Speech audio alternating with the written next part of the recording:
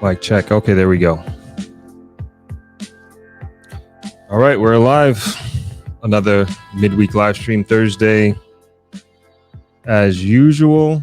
But today I actually have a guest, or several guests actually, that's going to be joining and telling us about a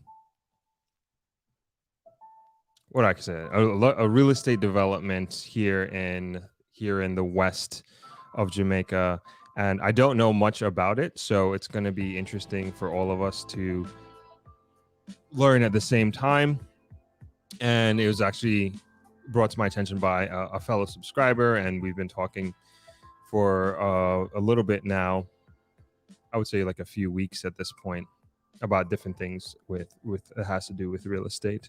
So they're going to be coming on in about 15 minutes. So I asked them to join about 15 minutes just so we can get through our normal protocol and I can welcome everybody, which I do enjoy doing, and then also find out where everybody is from. That's what I also like to do.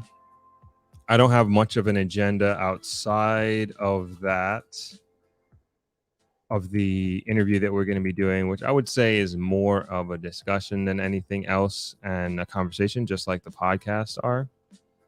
And that's what's on the agenda tonight. I have a meeting at, I think it's at 6 o'clock or 6. I'm pretty sure it's 6 o'clock. So we have a hard couple of hours that I have to, it's 6:30. So we got some time. So that's at 6:30. And then before that, of course, we have a good conversation here. We're working on the newsletter right now, Candice says, and I'm excited for that. It has the write-up of the next speaker that I'm announcing for ThropX, which is Martin, my friend. He's in charge of the managing director for Austrojam, which is one of the big farming companies that are out here. And I know there has been a lot of interest in agri farming and the agribusiness. So this is exciting for me, and I'm really happy. He's like a good friend of mine as well. So I'm really happy that he's going to be a part of this, and he's been so supportive with the conversations that we've had. And I'm excited for you all to meet him. We're actually going to do a podcast together before that as well.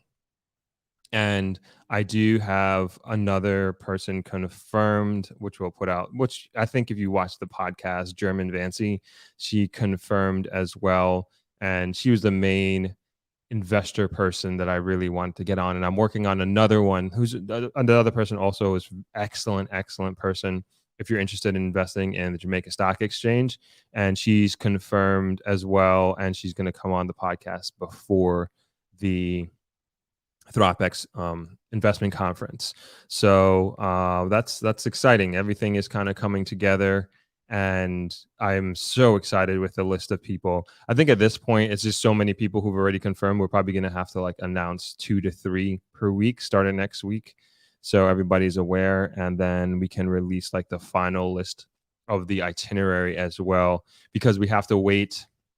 We have to make sure that the people that I want have confirmed. And I think we have about 70% of the people who I want there has already confirmed that they'll be there. And there's a few, if I get some of these ringers that I'm thinking about getting, I think people are going to be really surprised. And trust me, the panelists that I have so far, it's everybody is just exceptional, top of their field in all of their respective areas. And it's going to be an amazing weekend of networking, and then also you all getting the value as well, as much as possible for the especially if you're live streaming. If you're going to be live streaming, you can't be here, it's going to be just as good. We're going to make the quality just as you see here today, and I have a good video team and audio visual team that I'm going to be working with for that, and I've already confirmed them, and they have a lot of live stream experience as well. So very, very excited. So let's hop into the chat. Hello, everybody. Thank you for joining. This should be an exciting one. I'm excited by it. The guests that we have coming on are real estate experts, and they're going to be talking about a development that they're doing out here And I'm, like I said before, I don't know if you heard it, like I'm going to be learning along you all as well. And please, any questions that you have, I'll try to get them answered. And you can just put them in the chat, in the comments there, and we'll try to get them answered by the guests that we have coming on. So they should be on in about 10 minutes or so, and we can get the interview / discussion going. But let's go into the comments. Hey, K Natural, thanks for joining. Andrew, always appreciate your presence. Thanks for hopping on. Kay chiming in from Albany. Charlie, blessings from the Niagara region, Canada side, no doubt. Rose, hello. Thank you for being there. CK Bond, you are back indeed. Good to see you, my man. Rachel, I don't know if mom is there, but hello to you both if she is. Thanks for chiming in. Andrea, how you doing? Watching from New York. A Hicks chiming in from the Upper West Side. Appreciate you being here. Cassine 70, how you doing? Chiming in from Florida. Oh my gosh, Rachel's driving. Okay, put your phone down. Just listen. I'll be as descriptive as I possibly can. You don't got to see my face. You know what my face looks like. You can just listen. But thanks for joining. Thanks so much. Chris, how are you? Watching from Panama City, Panama. Awesome, awesome. And we got everybody, I think. We got everybody. Yes, if you're just joining, I was saying before, we're going to be talking real estate today, and we're going to be focusing on the western side of the real. I won't say focus. It was going to be Jamaican real estate. We're going to be talking about a development that's coming up.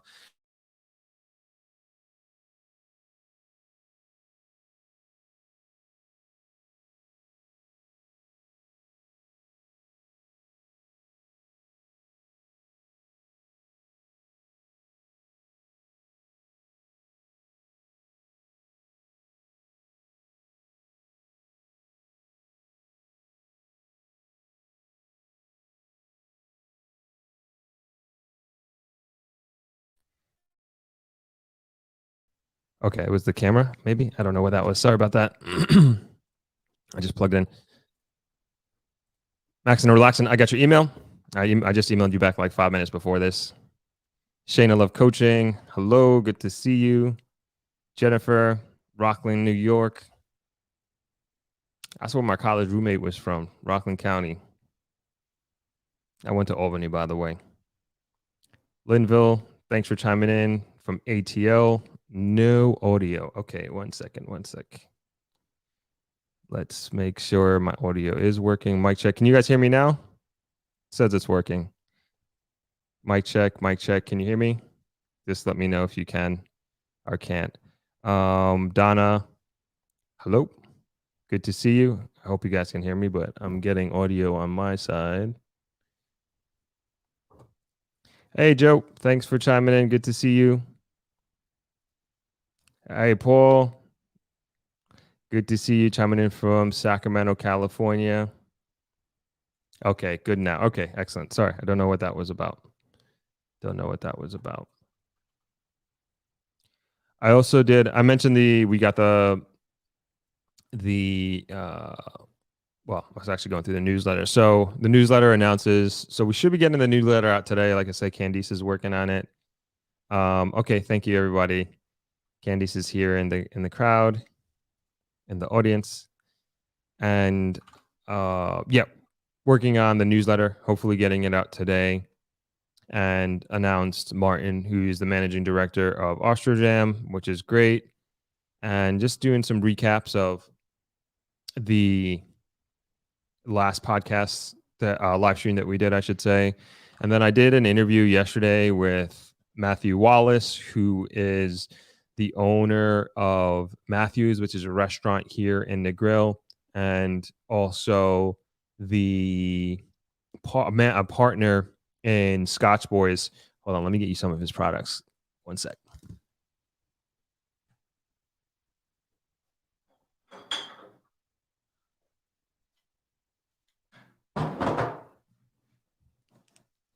Yeah, we did an awesome interview yesterday. And he's a young entrepreneur. I'm 38. He is 34 years old, and he has multiple businesses here. He won like a really awesome grant and award, I think recently over the summer, as a matter of fact, from the CEO of Shea Moisture, and he has some like really fantastic projects that are coming up and that he's working on. And he was luckily, or to say, I was lucky enough for him to share it with me, and just talked a lot about the future of Negril as well, and where it's come from and where it's gone and where he thinks it's going to go, I should say. And then he was born and raised here in Negril and went to school in Florida and had a lot of temptations and opportunity to stay in Florida and to stay in the States and build his life there as a young person. And he decided to move back to Negril, move back to Jamaica because he saw so much potential in it. And we had like a really, really good conversation. And he's like my boy, like really good friend. One of the first people that I met when I moved here. So good relationship and friendship with him, and was more than happy to have him on the show. And these are like, I don't know if anybody's aware of Scotch Boys. Like this is his, let's get it in. There we go. In focus. Like he has like all these different products that he left me. And if you're coming to Throbex, everybody who comes gets Scotch Boys products. And sorry about that. So everybody, like we have these giveaway tote bags that everybody's going to get who comes to Throbex, and they're going to have like a lot of gifts like this. And so he's going to be giving us a bunch of those. I'm not really a spice person at all, so yeah, I told him that. But there is this one product. I haven't tried it yet. I think, oh yeah, the honey sauce. I'm going to give that a try. Not really plugging like anything or anything like that, but we just had it, and I just had the interview, and I guess I'm just a little bit of hyped off of that, and it's actually pretty good as well. I know we used to, I think we had the hot pepper sauce here at Travelers for a bit, but I'm not sure if we still do. But I definitely support him in what he's doing. Let's hop to the comments real quick as our guests are starting to slowly roll in here. I think I got everybody up here. Okay, you went to UA 2001, 2000. What? That's the same year. I went 02 to 06. Really? Where did you live? Well, I guess we don't have time to get into that, but I was Indian Quad, Dutch, and Empire. Little UA history there. D Life of Nana. Hello, everyone. Nana from North Dakota checking in. However, I'm busy. We'll watch later. Okay, cool. Thanks for chiming in. And we got Tanisha from Tampa, Florida. Welcome. Seema on the move. Hello. Representing Jersey. Awesome. Good to see you. Good to see you. Thanks for being here. All right.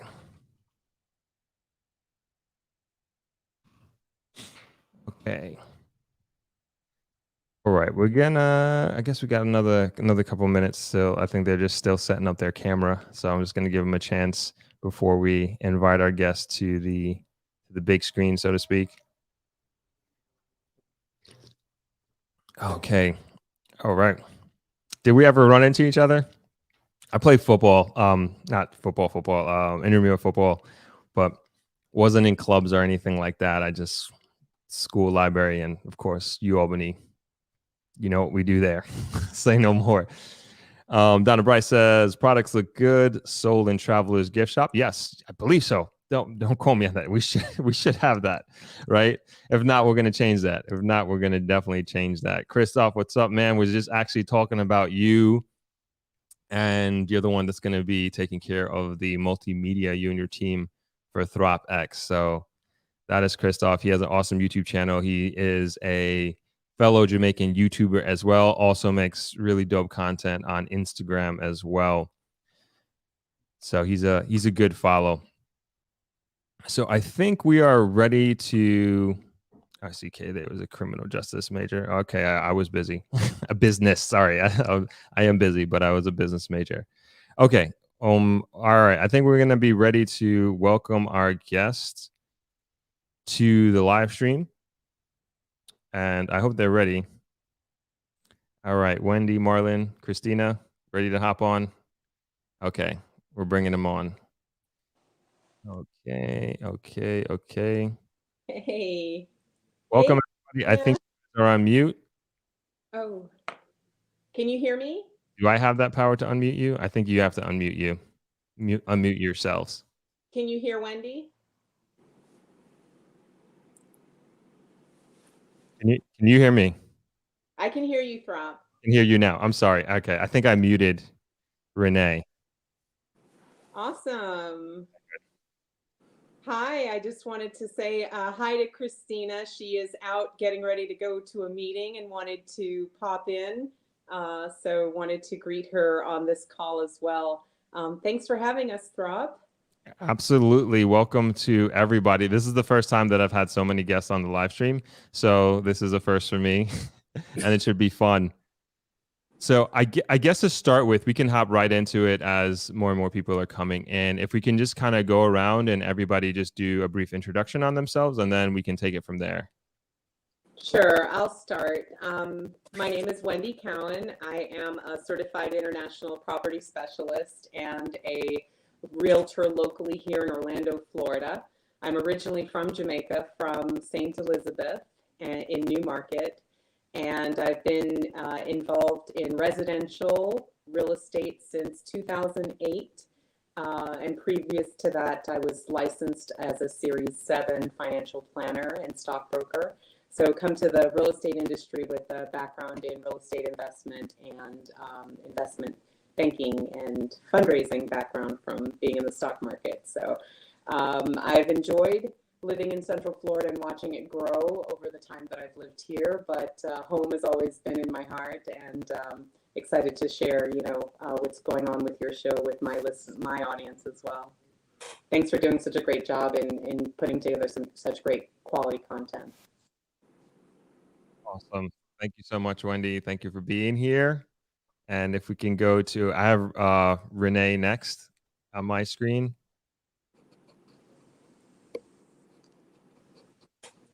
Okay.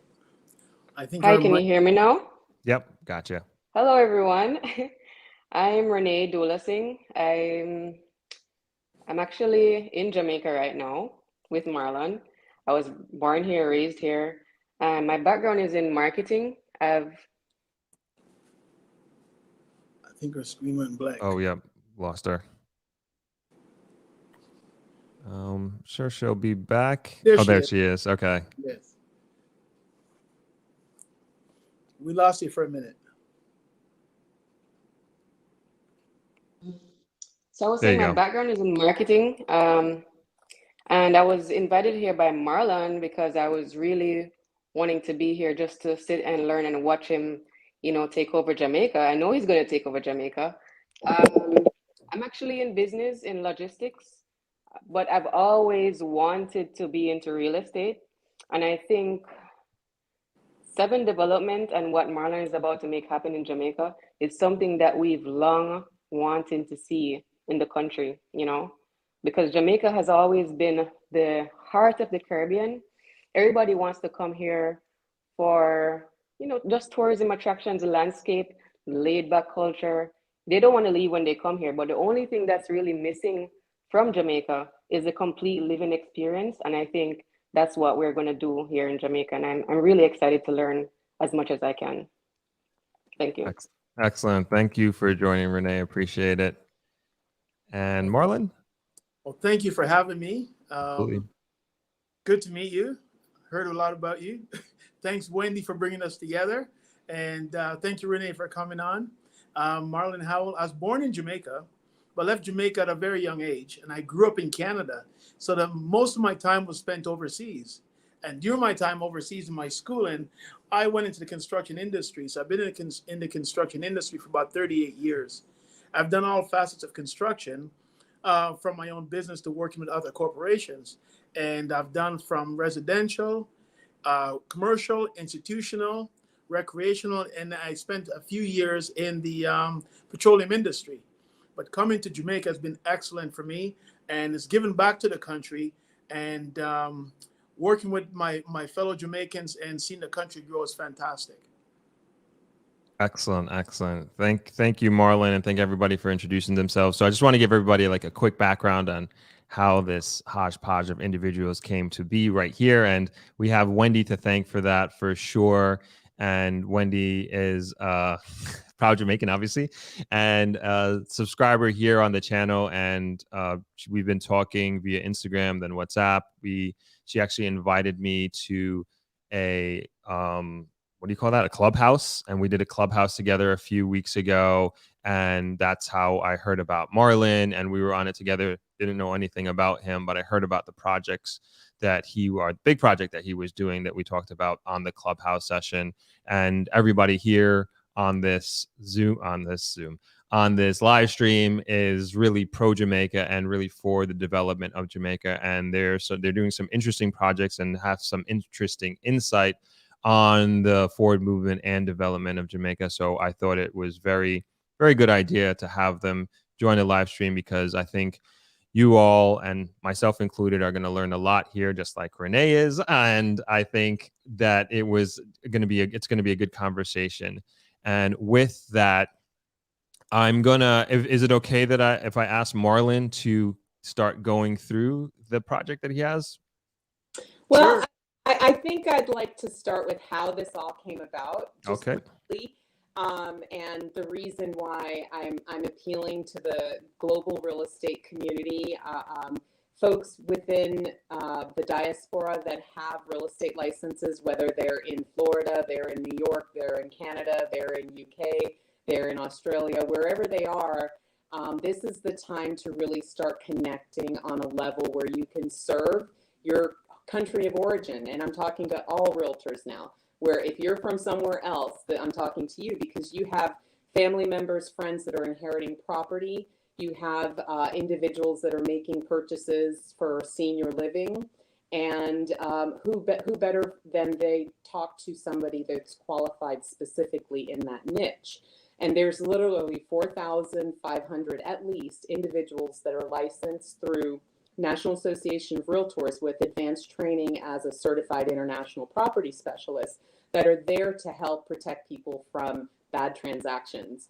And through that advanced training and code of ethics that are internationally renowned and adopted, we do have accountability. We have referral agreements in place. And I know that if Marlon needs to purchase a property in Oklahoma, I can directly connect him with a realtor who's duly qualified to, deal with an international transaction, with him being a foreign national of the United States.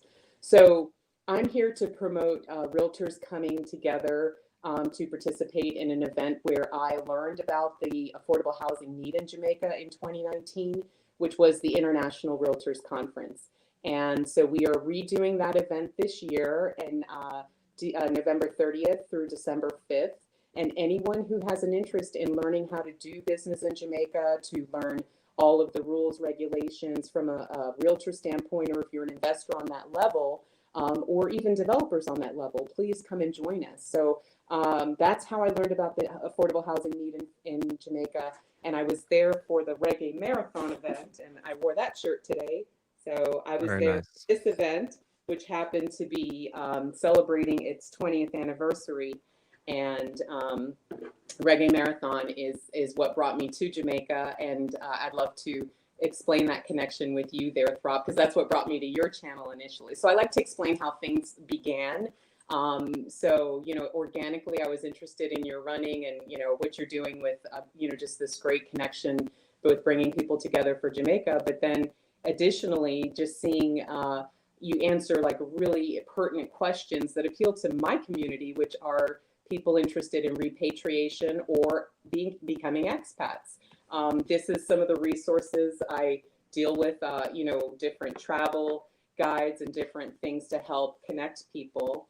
And we also connect with different international brands. And Marlon's going to talk about this one here called Home Italia. So I'm going to let Marlon take over from that point. I just really wanted to explain that my relationship with Jamaica is not just as a realtor looking and saying, oh, wow, look at all these great things we can go do and make all this money. It's really what drew me to Jamaica was Minister Purnell Charles Jr. Speaking at the International Realtors Conference and saying emphatically that he needs 23,000 units of affordable homes And within 2 months, I came to Jamaica with a developer. Her name is Nicole Wickens. She's the largest female-owned construction company in Florida. And she and another developer, female-owned company as well, her name is Deja Thompson. They both came with me to Jamaica to learn about the affordable housing crisis and need. So when you talk about 23,000 units at the time in 2019, I couldn't wrap my brain around that. But Nicole, myself, and I committed to do 6,000 units. Had no idea how we were going to do this, but being ambitious and smart and just knowing that affordable housing helps stabilize families, that's what drew me to really get involved in Jamaica. And since then, I've become the ambassador to Jamaica for my real estate board, which is Orlando Regional Realtors Association. We have a 20,000 member organization. And through working with different networking groups throughout the world, including the International Real Estate Federation, which is also called FIABC, founded out of Paris, France. It's over 70 years old, and that was founded to reconstruct Europe. So the organizations that I belong to are bringing the United Nations level resources to Jamaica through FIABC. So that's why I'm here, is to help bring the resources for small developers, big developers, even infrastructure projects to get refinanced on better debt situations that we can deliver now. I led a trade delegation to Dubai in March of over 150 realtors was the overall group, and I was a team leader for that group. And we were there to help open foreign trade between our countries. And since then, I know that Dubai has sent a delegation of 40 individuals to Jamaica. I had absolutely nothing to do with that. I still don't know who was in the delegation, but there's other foreign entities that are keenly focused on Jamaica. Why? Because it's a great investment. Why? Because we have tremendous resources. We have an amazing climate. We have just, the list goes on and on and on. So I want to be in the position to help direct quality resources and quality relationships and project management companies that are going to protect the investor and protect the consumer, and business practices that are going to, set new standards of doing business in the Caribbean. So, we're looking to do things differently on a level that only Jamaican can do, because we set new standards every day around the world. So I'm proud to be a part of this team. Thank you so much for having us on the show, Rob. You got it. You got it. Thank you, Wendy. Okay, with that, I will hand it over to you, Marlon. Well, I'm going to tell you, thanks for having me on the show again. And the housing industry, what I love about coming back to Jamaica, if I was young, I always said to myself, I want to go and give back and see how we can help your own people. But when I came to Jamaica, in 2018. I started traveling back and forth between Canada and Jamaica. And I look at the opportunities here, but not only, opportunities just for me, but I look at the way people are living. And I said, there's better ways to live. And I said, in affordable housing, what people need is pride of ownership, right? It's pride of ownership. And how can you do things better? And I think one of the greatest things is technology. And Jamaica has so much to offer, right?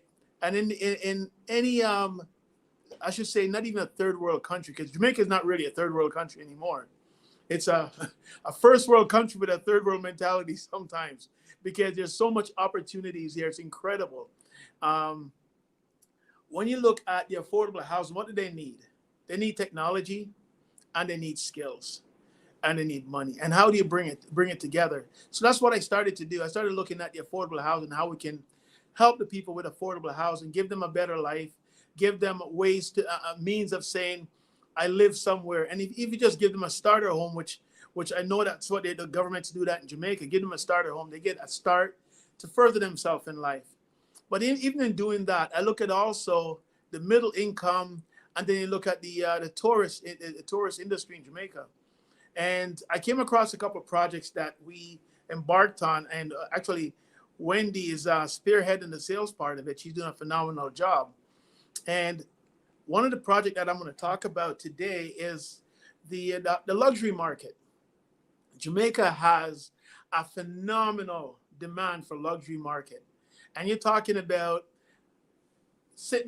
driving home. Here's an idea. Just to picture yourself driving from the airport. You go into your villa. You pull up. You pull out. Get out of your plane at the airport. Someone picks you up at the airport. Take you to your community. You get there. It's full of security. You drive in, and before you get home, before you get to your villa, you can call the concierge or call your maid service. They'll turn your bed down. They'll prep the place, have everything ready for you. When you get there, which is absolutely phenomenal, you get in and say, hey, I have no groceries. I need some groceries. I need some produce. It's a phone call, and they'll be delivered to your door. You want to go swimming. You don't have to leave your home. You have a beautiful pool sitting outside there. You want to try to give them the comfort at home. And I said, how can we do it? So we find properties in Jamaica that we can create that ambience and that atmosphere where you feel like home away from home. And if you have to go to the office, you feel office away from the office. So I looked at all those things in Jamaica and I said, you know what, it's right here. So that's what we've created for some of our communities, for some of the luxury communities. And Wendy's been talking to some folks, and actually she got one company that I can let her elaborate on that, a fair-sized company out of the UK, which is going to embark on partnering with us to get these projects moving. And then we're working with some architects from over in Italy and also in Jamaica. And what we're doing is collaborating them together. So at the end of the day, you'll end up with a product that have the influence of Jamaica and the influence of the Mediterranean. And we bring them together. And what we try to create is that familiarity. So when you get a tourist that comes over to Jamaica and said, okay, I'm going to go to my home, it's really, you feel that you're in the Caribbean, you feel relaxed, but at the same time, around you, you have the surrounding and feel the surrounding as if you're right at home. And that's what we try to create, which is really good. And I think that's what's lacking, because sometimes you said, okay, I'm leaving Canada, I'm going to go down to the Bahamas or going to another island. When you get there and it's like you have to learn everything all over again, right? You have to learn where the hospital is. If there's an issue, the biggest issue is, what if I get sick? Can I call a doctor? Can I call a nurse? We've created this thing within that community. It's a phone call. There's a 24-hour nurse on call and a doctor on call at all times. So these are the things you need. If you said, okay, you know what, we're having a party, we're having a get together, and I got to cook all of these things for the day for my party, you don't need to do that. You pick up the phone and you call a chef, some of the top chefs in Jamaica that we have on our list, and they'll come and they'll prepare everything for you and serve you a guest. And it relieves you from all the headaches, so you still get that comfort of being at home, being away from home, but feeling like you're at home, and at the same time, the luxury and the ambiance of relaxing. So when your vacation is completed, you'll feel rested, not tired when you're going back. So, and that's what I like. I really like that. So that's what 7 Development is creating. All right, just a couple of questions. Just want to take a step back a little bit. Where exactly do you plan on doing this development? Okay, this development is actually in Hannover, Negril. Okay, so it's in Negril. Can you say where it is exactly? Yeah, it's in the area. It's Pedro Pan. That's what's called, Pedro Pan. But the name of the SF is called Hanover. It's called Hanover Villa Estates. Okay, is that can people look that up now? They can. Pedro Pan. They can look up Pedro Pan. Okay. So I'm just gonna put that. Okay, cool. And then can you just describe to us, I know you just said it's going to be a villa and have a lot of luxury aspects to it. Can you describe to us just like the general facilities and how many units it's going to be and that sort of thing? Sure. It's an exclusive community of 220 villas. The smallest one is about 4,500 square feet up to about 12,000 square feet. The nice thing about it, we customize it for you. Even the furniture is going to be made we partner with a group in Italy, and it's a construction company and also a furniture manufacturing company called Home Italia. Very high end, but the quality is amazing. So we've partnered with them, and what we offering our buyers is a turnkey home. So all the necessities of the home, including fully furnished if you want, right? All the appliances, all the knickknacks. We've even gone and put in as much as a dog bathroom and a dog shower, right? An outside shower, you have outside jacuzzi. Those are the things that we put in. We have your own media in every house, home media. And also at the same time, every house has its own infinity pool. But when you come to luxury and said, what do they have on site? So you have a convenience, but it's like a convenience store supermarket. You have a grocery store on site. You have a pharmacy on site. You have a small medical center on site with 24 hours on call nurse and doctor, which is incredible. We also have rental units. So if you have family coming down and they want to stay over for a week or for a weekend, we have rental units, and these rental units are decked out.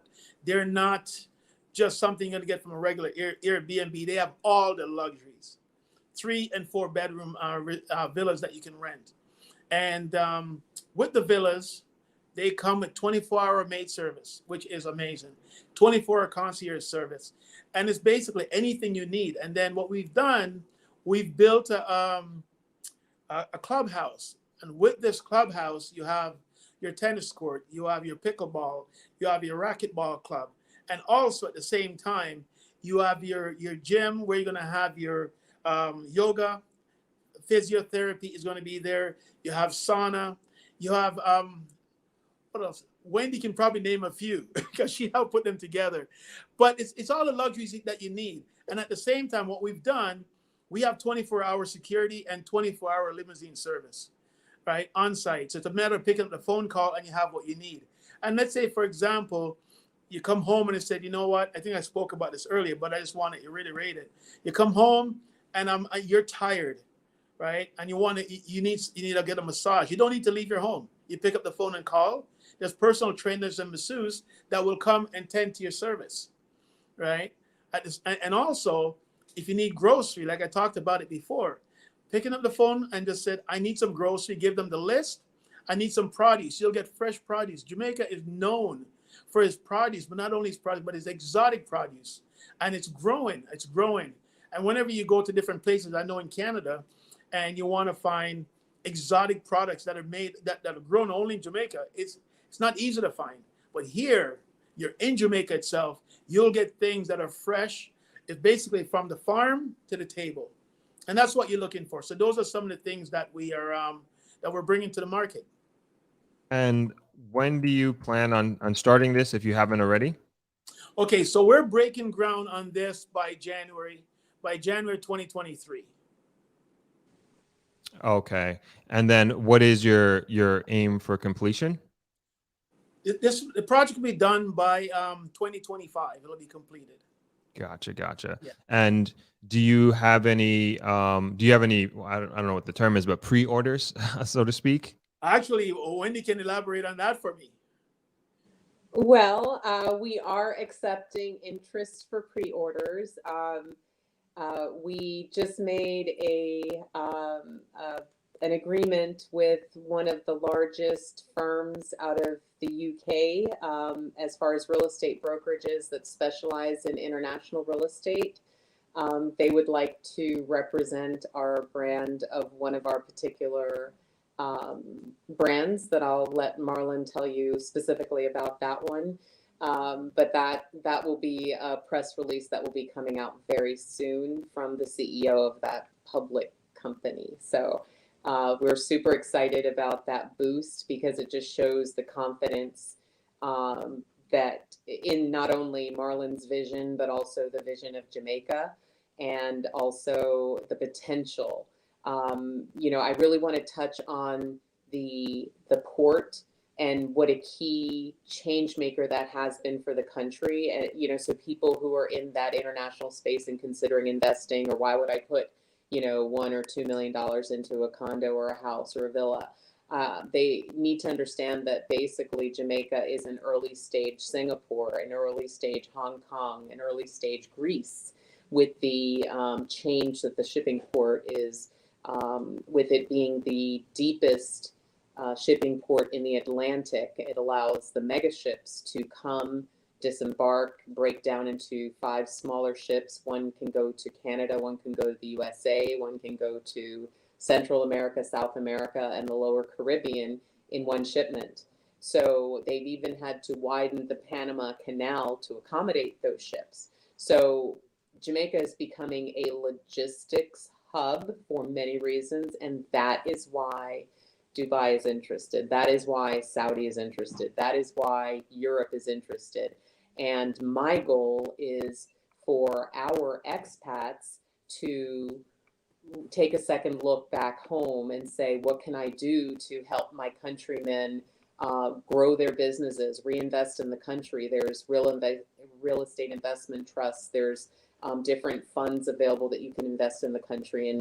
And Jamaica was the #1 stock market in 2019 for 5 years in a row in the world at that time, 5 years in a row. And that was reported by Bloomberg. So imagine with having great infrastructure and people, you know, really growing on a different level, and starting small businesses and getting international support for their projects. You know, this is all a big game changer in many ways. Okay, great. Just a few questions coming from the chat. Can you give us the website that they can go to? Because the one I put in there, they're saying that that's not the website for more information. Actually, what I'm going to do, what we're doing, Thorpe, Wendy's setting up a website. They're going to have a website set up, and we'll put it back through your show, and we're going to post some media releases on there and feed it right back to you that everyone can have. The nice thing about doing this type of development is there's a lot of expats that wants to come home to Jamaica. And this is truth. A lot of them want to come home to Jamaica. And they said the one thing they talk about, oh my God, the violence that people promote and people talk about, but there's violence everywhere. But Jamaica it's safe. I love the place. It's great. And the facilities that we're building for them, they're all gated communities, by the way. They're fully gated, 24-hour securities, and it's giving them the comfort of home. And that's what we're trying to build. So when you come and you drive into that community, you don't really have to leave. Everything you need is at your fingertips. That's what we like about it. And I enjoy doing this. We have got a couple more projects that are coming out that we'll definitely list on your show.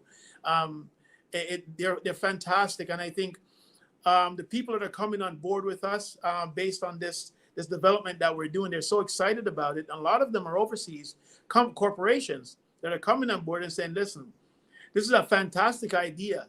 I never thought that this could really happen, but yeah, it is happening, and we're going to make this thing grow.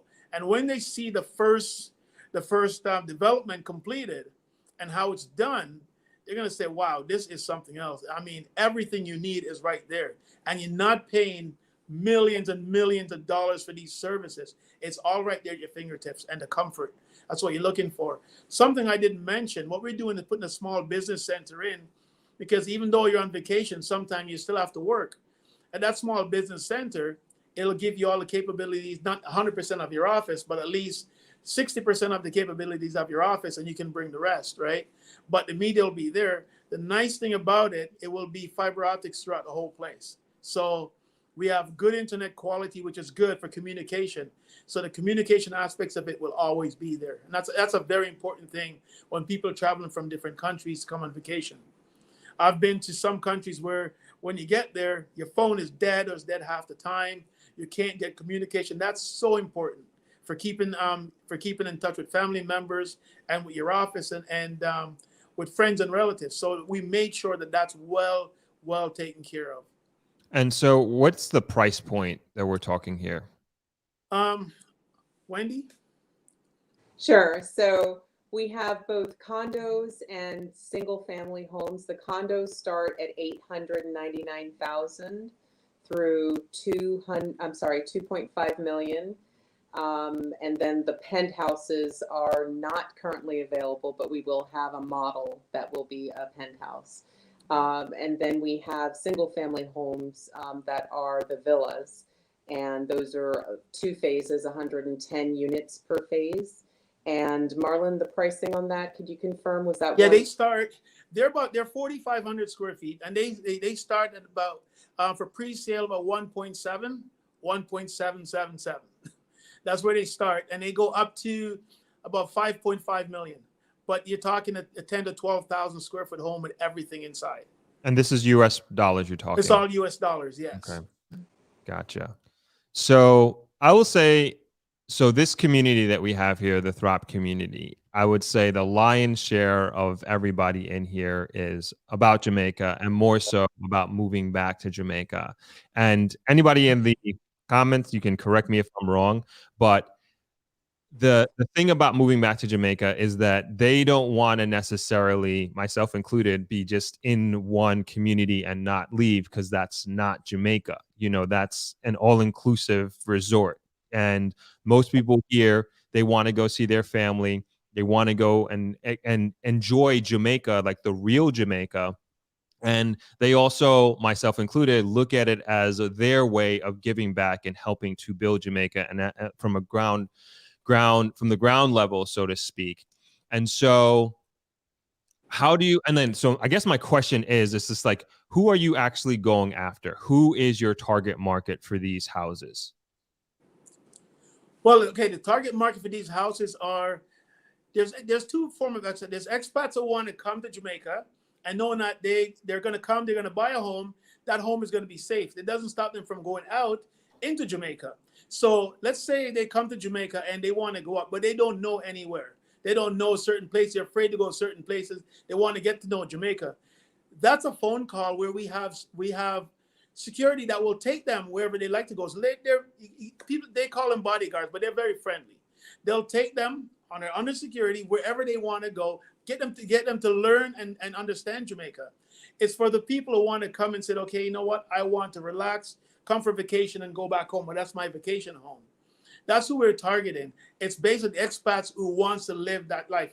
If you want to live in the regular, should I say, the everyday community without the gated community, we're building a couple of places in that in that lifestyle. So we're trying to create more than one lifestyle. So for this one, we're going after a different market than when we're doing the affordable housing. And our affordable housing, I must say, does not look like the typical affordable housing. We give them something that looks like you're in Florida, you are in the Middle East, not the Middle East, you're in Florida, or you're in Mediterranean. We try to give something very, very modern. And they're not hot, they're cool. We give them the North American feel, right? With but you're in the tropics.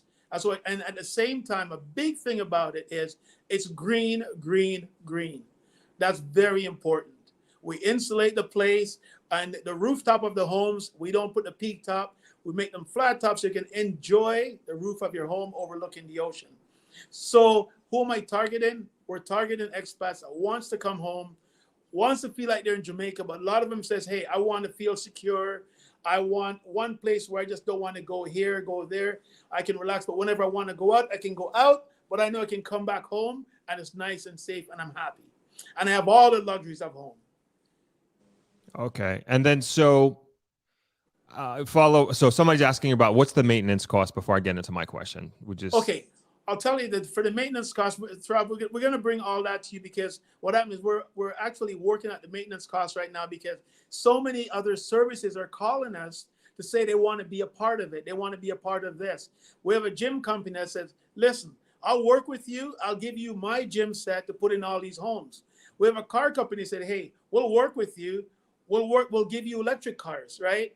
And this is going to be a service to the residents. So some service we want to give them for free, and some is just, you know what, we're going to work it out. Work out a maintenance fee, and then do a publication on it. But we'll definitely come back to your show with everything. So your community that you have will definitely feed all the information to them. So it's just an opening for this project. And how big is the land itself, the development itself? The development itself is 105 acres, and it's overlooking the Caribbean Sea. And some of the views are just spectacular. And is that in the mountains? Because there's not a lot of ocean front in the Hannover side of Negril. Actually, it's not in the mountain. It runs right out. The nice thing about this, we have the property splits in two. So the biggest part is on is not on the seaside. It's on the opposite side, and the entrance is right off the main highway. So it's easy access in, easy access out, and the view is just spectacular. It's on and where it's located, it's between Negril and Montego Bay. So the airport is literally 30 minutes away, which is fantastic. It's a straight drive right to the airport. Wait, where? That's why where in Hanover is that? There's nowhere in Hanover that's 30 minutes away from the airport. Yeah, it's about 35 minutes away. Yes, it is. If you drive, it's just before Hanover. If I can show it to you on your, but I can't. I'll send it to you, and then you can have the map ready. How's that?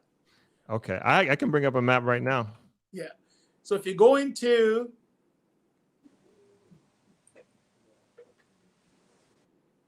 hold on 1 second here, and then you can just point me in the direction. are you gonna go on? All right, so here we are. So,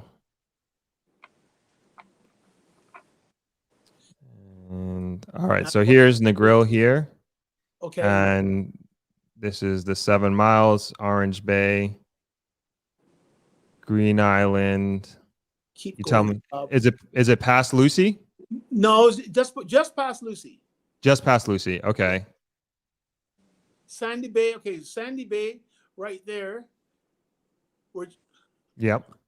So Sandy Bay, we have one development right there by Sandy Bay. Okay. And the second one, the one that we're talking is just past Lucy right here, the opposite way.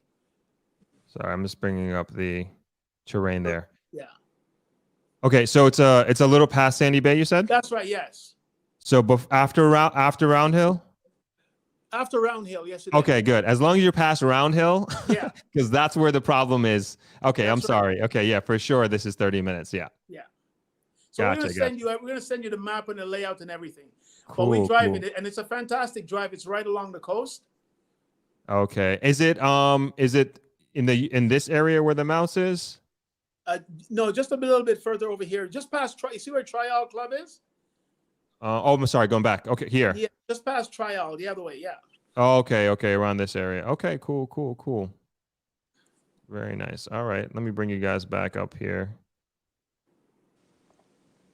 All right, now we have everybody has an idea about that. So I do want to bring up something. So I've heard, I've seen developments like this before.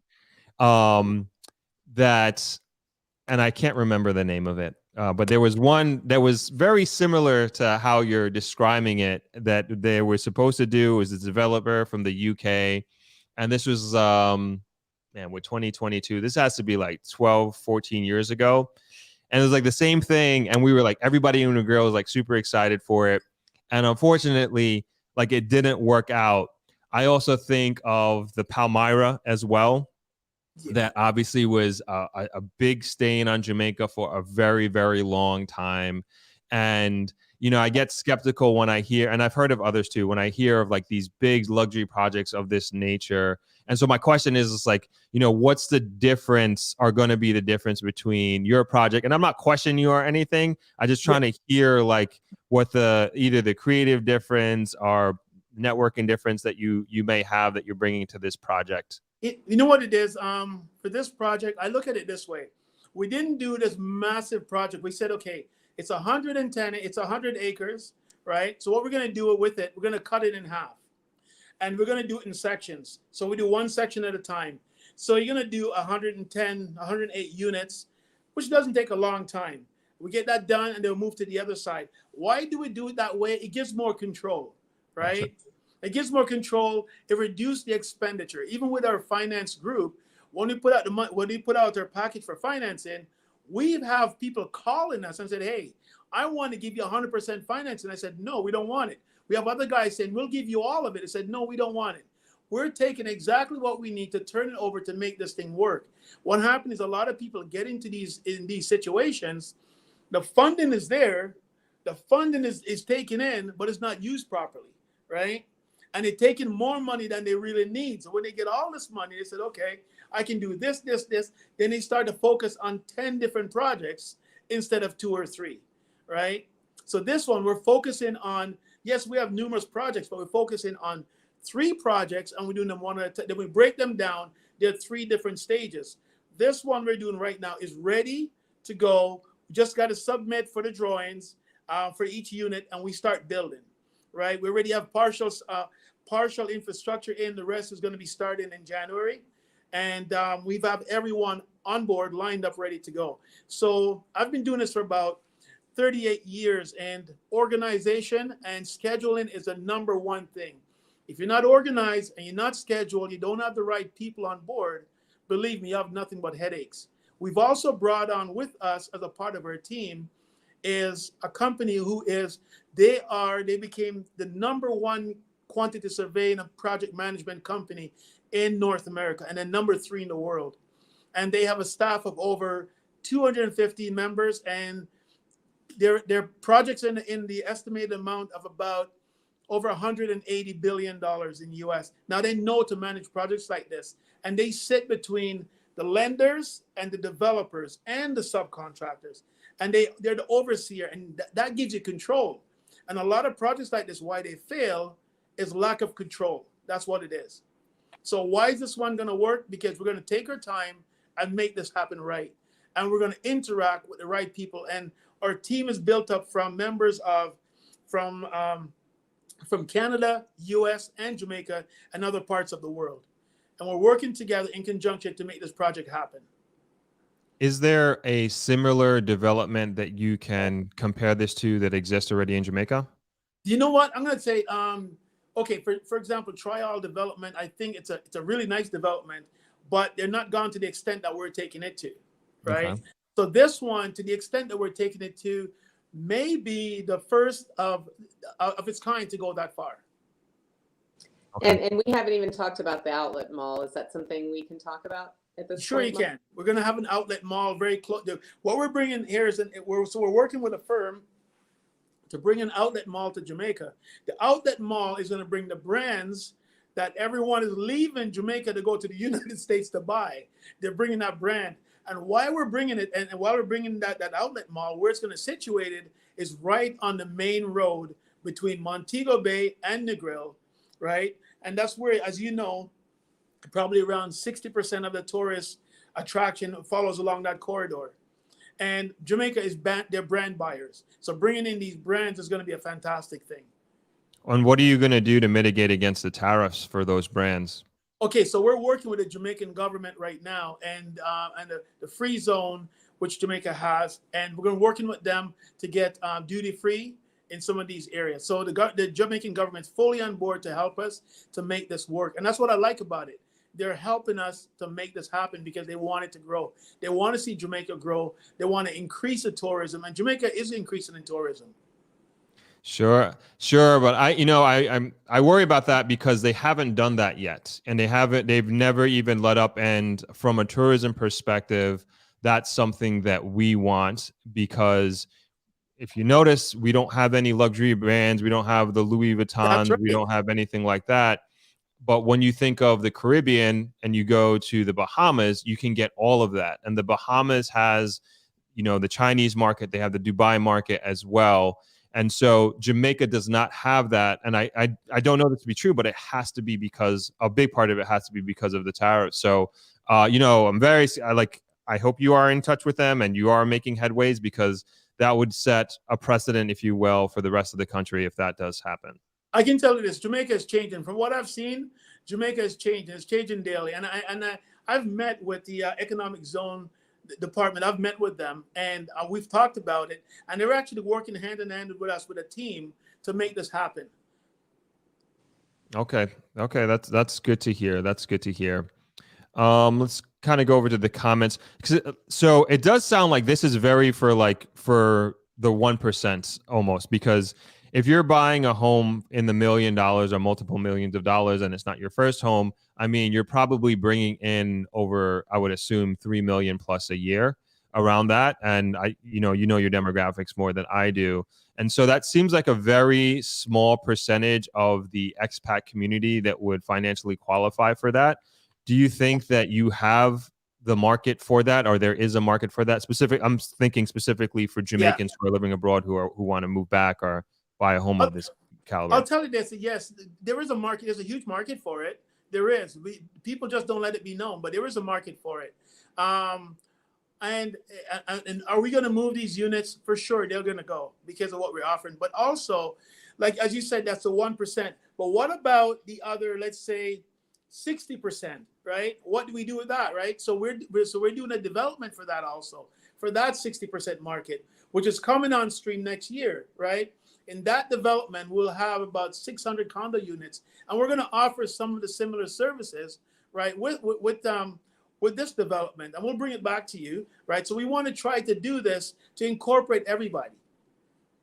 Okay, can we talk a little bit about that development? Because Sure. again, just kind of giving you perspective on the audience as well. Like everybody, most of the people in this audience, they want to come back and move to Jamaica, of course, but then they also want to have an impact on their country. And there's just, like, I've never seen it before. Like, I would say Jamaicans are the most patriotic people that I know, and more so than Jamaicans who don't live in Jamaica. And the community here, we talked to and alluded to the crime and the violence that's happening here. They feel that they should be doing what they can to mitigate against that and to give opportunity. And so, if you can tell us a little bit more, Sure, I'll tell you about that one. outside about that. I'll even give it location. So this one, so the other development that we're doing, it's 105 acres, and it's in Barbican Bay, right?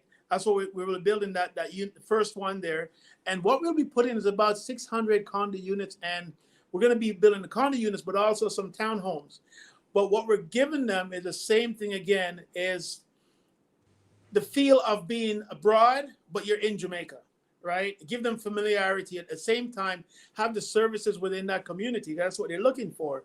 So you have a supermarket, you have a medical center within there, you have the gym, you have the gym, you have a tennis court, and you're going to have some of the luxuries of a clubhouse, right, which has its own pools and various pools around the property. And at the same time, you will have the security, and you have some of the services available to you, and not as much as the other one, but the services will still be available to you. But at the same time, it's going to start, that one is going to start like around 650, right? For someone around 650 and up. But for 650, what are you getting? You're going to get a condo on the waterfront, which is going to be about 15 to 1600 square feet, right? Up to a penthouse, which penthouse could be about 4,000 square feet. That's what you're getting. And you have a full open beach, 3 or 4 pools, and you're going to have basically a relaxing home. On the development itself will be home theater, will be private home theaters. It will be an office center, like a small convention center, where you can have meetings at the same time. And the one thing that we looked at that we don't see a lot of in Jamaica is something for retirement residents, right?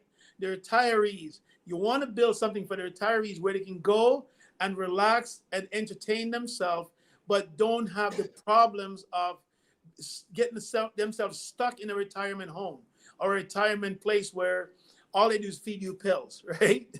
But you have somewhere where retirees can go, where this place is on the flat, there's no stairs, you have the luxuries, you have a lift, you have everything that you need. You have a doctor on call, you have a nurse on call, the medical center's right there. And reason why we put a medical center, because every time someone travels from the US, Europe, Canada, wherever, the biggest issue they have is medical.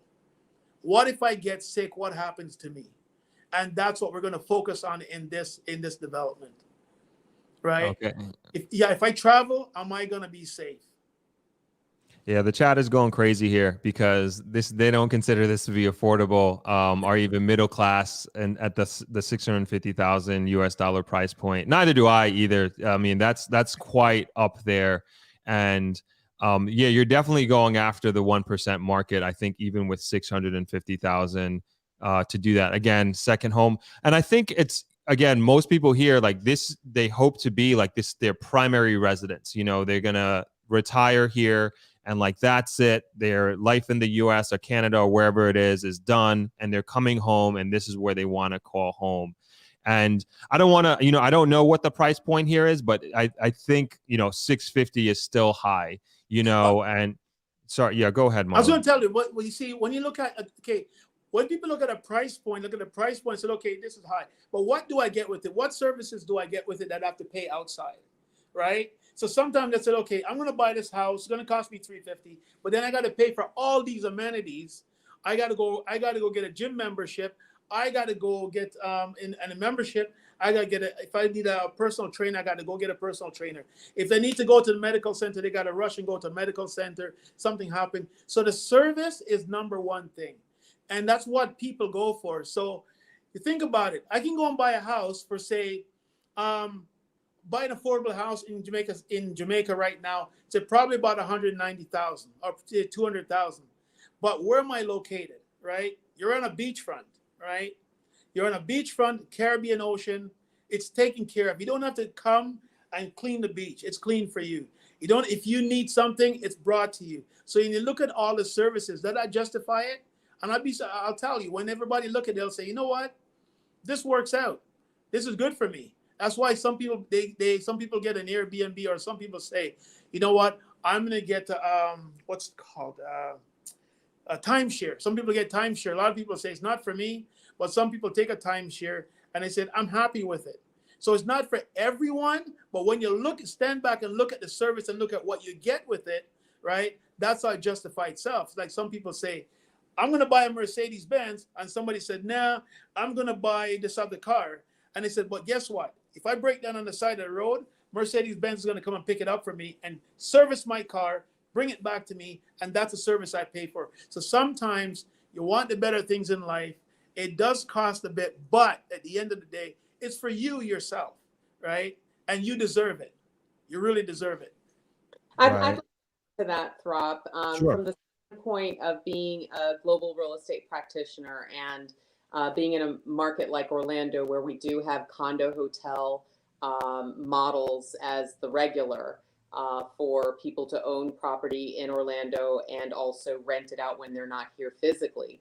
That's kind of the model that we're setting the stage for, that someone can get a mortgage, they can put 10-20% down, or they can do a fractional ownership, put it in an LLC and own it with a group of friends, or own it with their family as a legacy property for their family. And when they're not using it themselves, they can rent it out and make it substantial income. If you look at what Prince Harry and Meghan Markle paid per night when they were in Jamaica, I think it was over $6,000 a night. So there is a market out there for people to come in and rent these fabulous properties. And we want to make sure that our community understands that this is an opportunity to have ownership of that resort. I'm not trying to give you competition, Throp. These people are obviously, if they're going to buy Airbnbs, that's going to be less people, renting from some of the hotels, but not everybody wants to be in an Airbnb and not everybody wants to be in a hotel. So it's just another option for people to own part-time, live there part-time, and perhaps own it themselves outright, or they can share that ownership with their family in a trust, or they can share it with a group of friends. Maybe it's a group of entrepreneurs and they use it for their retreat and they go 4 times a year. I mean, there's so many different things that you can do as a professional. Even businesses can own property. So there's many different ways that we can access this without it being burdensome. And I'm coming from a background of financial planning, and I've built more wealth for my clients through real estate than through mutual funds and stocks. Right. I can tell you, like, the sentiment, and like you could just see the streams coming in from the comments. Like, the sentiment is like, this is not for us, like, and like, that's the way I feel. Like, this is not for me. This is not for this community. And you could take it for whatever it is. Like, you guys are going to do what you're going to do, and you have your plans and you have your target market and everything like that. And like, in my mind, like, as you're telling me these numbers, how big it is, what you get, the services and the amenities that you get, like, it's all great and fantastic. But like, at the end of the day, it's like everybody just wants to live here in Jamaica, safe community, great, they're by the beach. And then I'm thinking about, say, the development downtown Aqueducts, and they're going for about $300,000 for, I think, a 1-bedroom. You're not on the beach, has an okay view, and that is looked and viewed at as pretty expensive. And then we'll take it down to Point Village, and you get like an apartment condo style essentially you're on the beach and you're probably paying for a 1-bedroom now, probably 200, 225. That's still considered a significant amount of money. You get a gated community in both of those things. You get a nice beach, that sort of thing.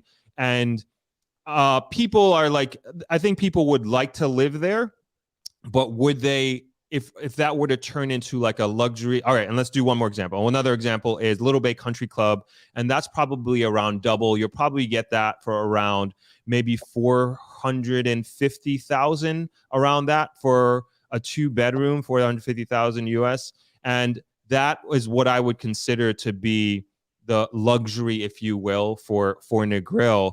And like when I think of like Negril is not a luxury place. And the reason why it's not luxury, and I'm not talking crap about the place that I live, is that the town itself, it doesn't. And I remember an Expedia rep before we were doing renovations here at Travelers, like we were going to do all this high end stuff, and he just advised us like, do not do luxury.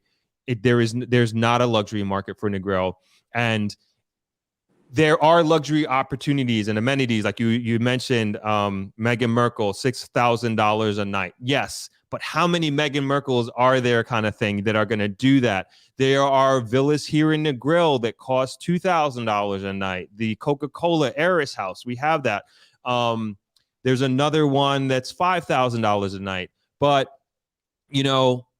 a lot of those places stay dormant for extended periods of time, sort of thing. But I get it. There is a market. And I just question, like, man, I'm sure you guys know better than I do that there is a market, and I don't question you.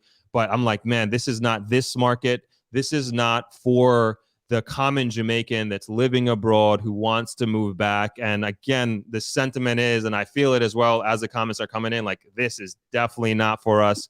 And it almost brings up, like, that's people are saying in the comments, like, we need to buy land now because there is this big money that's coming in and they're going to be taking over Jamaica.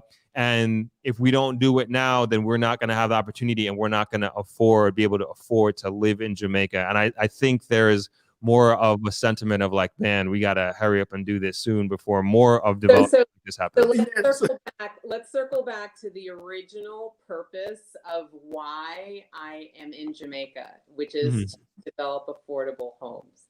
So with the projects that we're working on, there's over 20,000 units of affordable homes that are slated as part of that. And Marlon, can you speak about that? Sure. So honestly, that's why I'm involved with the project. So gotcha. So what I want to say is one thing I want to tell you, and someone, as you said, some of the comments are coming in.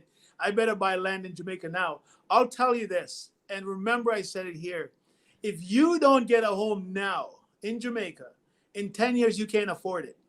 Jamaica's only 35% developed, right? And it's expanding fast.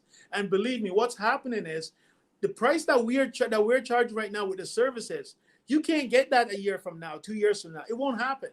The price is going that fast. Like, to get an acre of land right now on a beachfront, you're talking between $800,000 to 1.5, actually $2.4 million for 1 acre of land.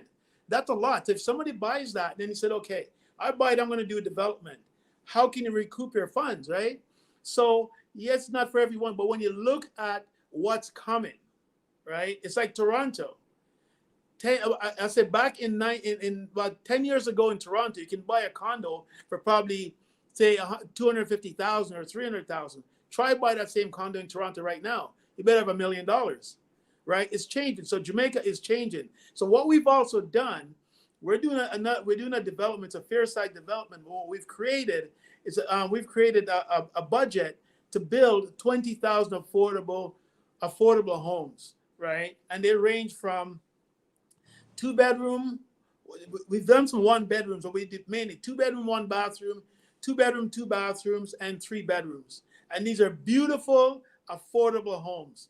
And you're talking the highest price of around $250,000. And $250,000, what would that get in an affordable home? It's about 1,800 to 2,000 square feet, right? Of comfort living in a modern style affordable home.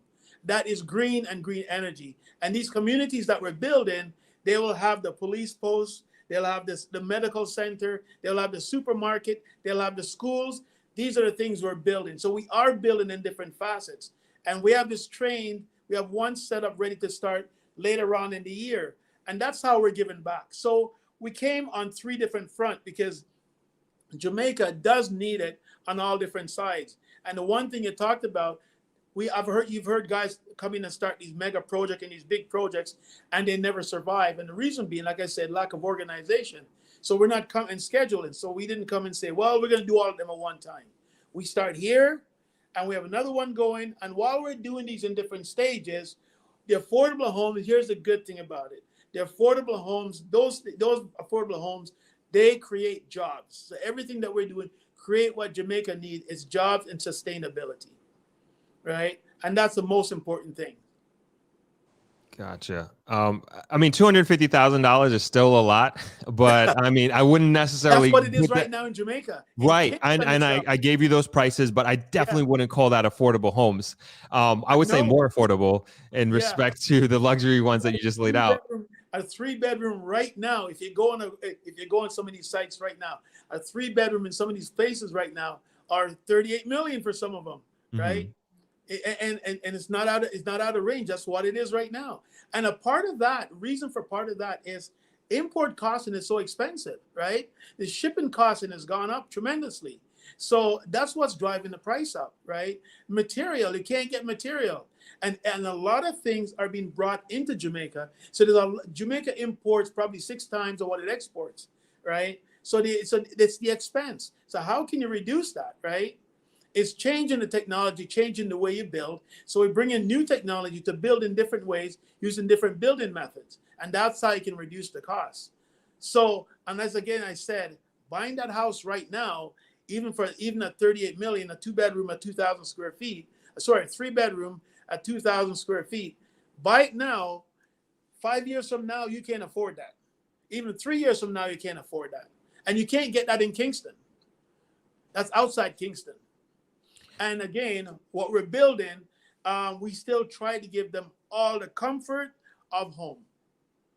Even though it's an affordable community, we're still going to have your pools in there. We're still going to have your clubhouse. We're still going to have some of the amenities that are needed, that is lacking. Right. So I'll say, one, there's a tremendous merit in what you're saying. And I would like everybody in the audience today to take that to heart, and I truly believe that in a few years from now, we think it's ridiculous now. And I think you mentioned the example of Toronto. I'm from New York, and everybody knows what happened with downtown Brooklyn, what's happening with East New York, with Bed-Stuy. And these were notorious, terrible neighborhoods.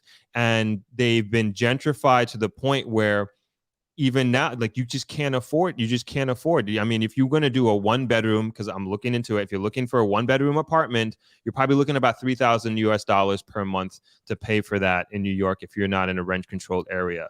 And so we got to use the examples that, as you did with Toronto, that are around the world. And I do think that this is coming, and there's not much that we can do about it, other than get in now rather than later, more than anything else. But I do want to continue to ask more questions that are coming in from the chat here. And do you have a contractor for the one you're doing in Hanover?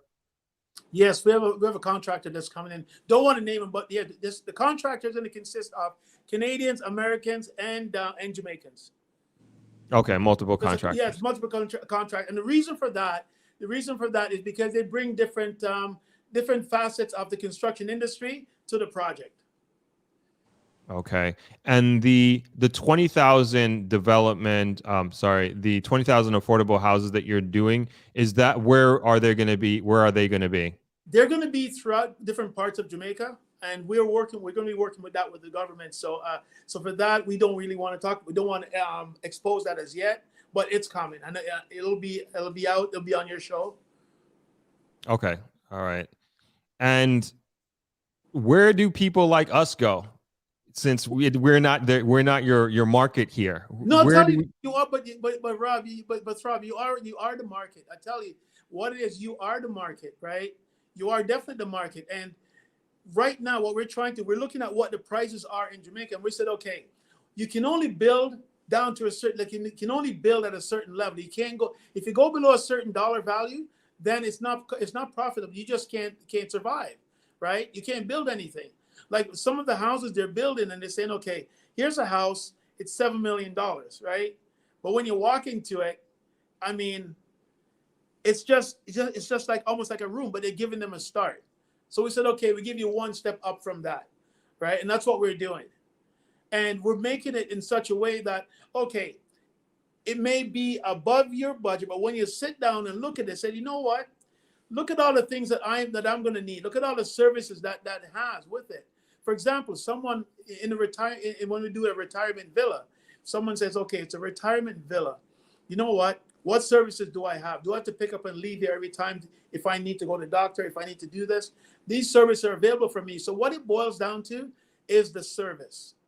That's really what it boils down to. So is it for me?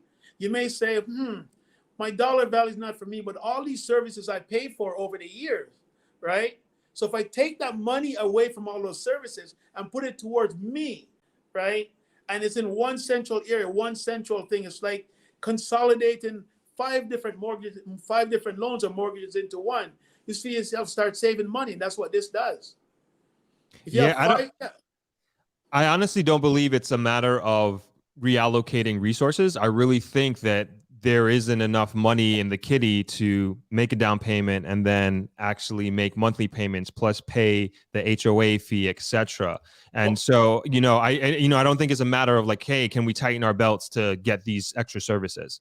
I think what I'm doing is I'm also talking to a couple of lenders. What we're trying to do is figure a way where we can control the down payment, right? Mm-hmm. That's big. That's another big problem. Buying a home, how do I get the down payment? How do I get the start? Right. And if we can figure a way out, which is what I'm working on right now with a couple of corporations, if we can figure out how we can just come in and put a minimum down payment or help them with a down payment, help the person to get into the home. Right. If you can do that, you've got the market. And if you can do that, you can help, like you said, where do people like me go? Because I may not have the down payment. Well, what if I can help you with the down payment? Extend it over a period of time and you get into your home. Give you the opportunity to continue your work. Don't go look for extra work, but budget it out in such a way that what you have does work. Gotcha. If we can tailor the payments for that, it'll help a lot of people. Because that's what you have teachers in Jamaica who can't afford the homes. You have police officers. You have people. You have the civil workers can't afford a home. Why? Can't afford a down payment. So if we can help you with that, and for them, it's like, hey, I can afford to pay the mortgage. I just can't get the down payment together. So why don't we help them help them to reduce the down payment amount, or even have a company that comes in and said, hey, I'll pick up the down payment for you and I'll extend it into your mortgage over a period of time. Yes, it's a bit risky, but there's people out there who will take that risk. This company will take that risk and work with the person to eliminate as much of the down payment as possible. Well, that's help them to get in the home. I was going to say that's the key right there. And that's the demographic that we're worried about here. And a big thing that we're concerned about in Jamaica is the brain drain. We're concerned about teachers that are leaving Jamaica and going to places like Dubai, or going to places like America. And we lose the best and the brightest that we have in country. And now we have to think, what can we do? What can we possibly do to hold those people here and hold that talent here? And to me, you hit it on the head, is like living and having a place that they are proud of, and putting things in a way in society and part of the system that they can afford this down payment and they can afford this home. And these are the things that are going to keep those types of people here that are a very, very important part of our society. And when we think about sustainability and really changing our country and changing not only the stereotype that we have on Jamaica, but also in a real way. And to me, the only way out is education. And that's a long-term plan. And we have to really look at it and approach it in that way, my opinion. Well, actually, your opinion is right. I'll tell you this, and if I can speak openly. What we're doing is we're bringing in different trades from different countries. And what does that do? We're going to create Jamaica. There's a lot of skill set in Jamaica. There's a lot of excellent tradesmen in Jamaica, a lot. What I find the thing is they don't have the right tools. They just need the helping hand to go to the next level. They need someone to come and say, hey, this is how you do this. Here's a tool. Let me help you. Help to educate the person that's here. Educate them to where they can take it to the next level. So they're not picking up and running away from Jamaica. And if they do go outside the country, they go outside with a skill, right, that can help them but not hamper them. So they don't go out there and they're living from hand to mouth. They go out with a skill that came from Jamaica. But if you bring the people to Jamaica who can teach them, for example, in housing development, they've been doing block and steel for a long time, but now, we don't use block and steel in the US anymore, in Canada and Europe. They mainly use a lot of different technologies. So we're bringing different building technologies to Jamaica, and at the same time, we're going to be training them how to build different, how to build more efficient, right? How to save time. Because one of the biggest part where they lose money is a simple thing called time. And time is one of the greatest currency that they do not value. And somebody said, yeah, so what? It takes you an hour to do that. Or it takes me 5 hours less. But when you start to value that, it makes a difference. So if I can come in and build a house for you, and I'm going to build that house in 6 months as opposed to 1 year. In that 6 months that I finish that house, the bank they can start paying their mortgage faster to the bank. It's going to cost them less because the house takes a less time to build, which is less labor. Build it more efficient, so it's less labor again, and at the same time reduce their energy costs, so it's less money to the for their electricity bill every month. Because as you know, in Jamaica, at the end of the month, people are deciding, do I pay my electricity bill or do I pay my mortgage, right? So bring in more green energy and teach the people how to recycle. Bringing things like water technology to create energy, LNG, which is here already, solar energy. Show them how to run their own solar on their home. Teach the people, educate the people. It reduces your crime. It will reduce a lot of things in Jamaica and make things more affordable. Wendy, you wanted to hop in? Yeah, as far as home ownership, it stabilizes families, it stabilizes neighborhoods. It gives children a solid foundation to concentrate on school versus being moved around because the landlord hiked the rent on them again. It's a tremendous passion of mine, and I feel that it's one of the main contributing reasons why my children are so successful. My eldest daughter is a naval flight officer going for her second career as a nurse. My second daughter is a pediatric ICU nurse. My third child is a fifth in the world in gymnastics, and my son, did golf growing up here in the States. And, my parents sacrificed coming to America to make those opportunities available to me. But yet, I didn't grow up with a silver spoon in my mouth. I had to make my own way as well. And I feel a tremendous responsibility to create opportunity. And that's what this is about. It's offering the ability to stabilize your family through having access to affordable housing. But we're also bringing in, through another project, other things that are going to contribute to building the country, building the youth, and creating opportunities. So this is way bigger than, just a few fancy houses, and I don't want that to be what this is the only focus of. Definitely, that's the first project, but we are definitely covering everyone, including workforce housing. So, that's another project. That's not the one that we're slated to launch right now, but you got to take one step at a time. Right. That's because that's the priority, I would say, and mindset of this group is workforce for sure. And I'll just kind of trying to bring perspective as well, because I would think that you guys are going to come back on the show at some point in the future. And I had two different subscribers reach out to me. One reached out to me directly, owns a 1-bedroom in Montego Bay, and sitting there, I don't know when it was built, but I would assume it sounds like a nice place. She lives abroad and she wants to rent it out, and she could go on Airbnb and get $200 a night, $150 a night US or whatever it is. But she specifically said, I want this for a local. I want this for somebody who deserves to live there, that is working hard, does their job 9 to 5, whatever it is. And I want to make it at a price that is affordable for a local living wage. Another subscriber, she actually reached out to me. She's like, I want to do a project here in Negril. She's from Negril, came from absolutely nothing, literally picking up bottles of Red Stripe on the beach, collecting them enough to buy a shack to sell her wares on the beach. Eventually, she got married, moved to Italy, and now she's ready to retire and move back to Jamaica. And now she's buying a piece of property here on the West End and asked me to reach out to my community to see if there's anybody that wanted to partner with her. And there were 3 people who wanted to partner with her. And the whole thing is she's not here to make $1 million. She wants to do affordable housing for a local living wage. But again, give them a place that they are proud of, that is modern design, modern construction, and give, like you said, we want to build community here. Give them a sense of pride when they come home. And that is this community, you know, that is the mindset of people here.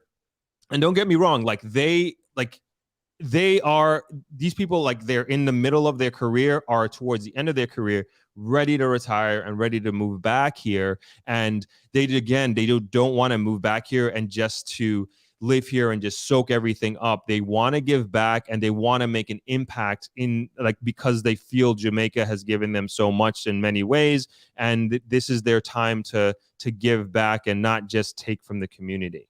I'd like to, I'm going to jump in before you get started, Marlon, just to share with you, Throp. We're really excited to support other developers by sharing the resources that we have available.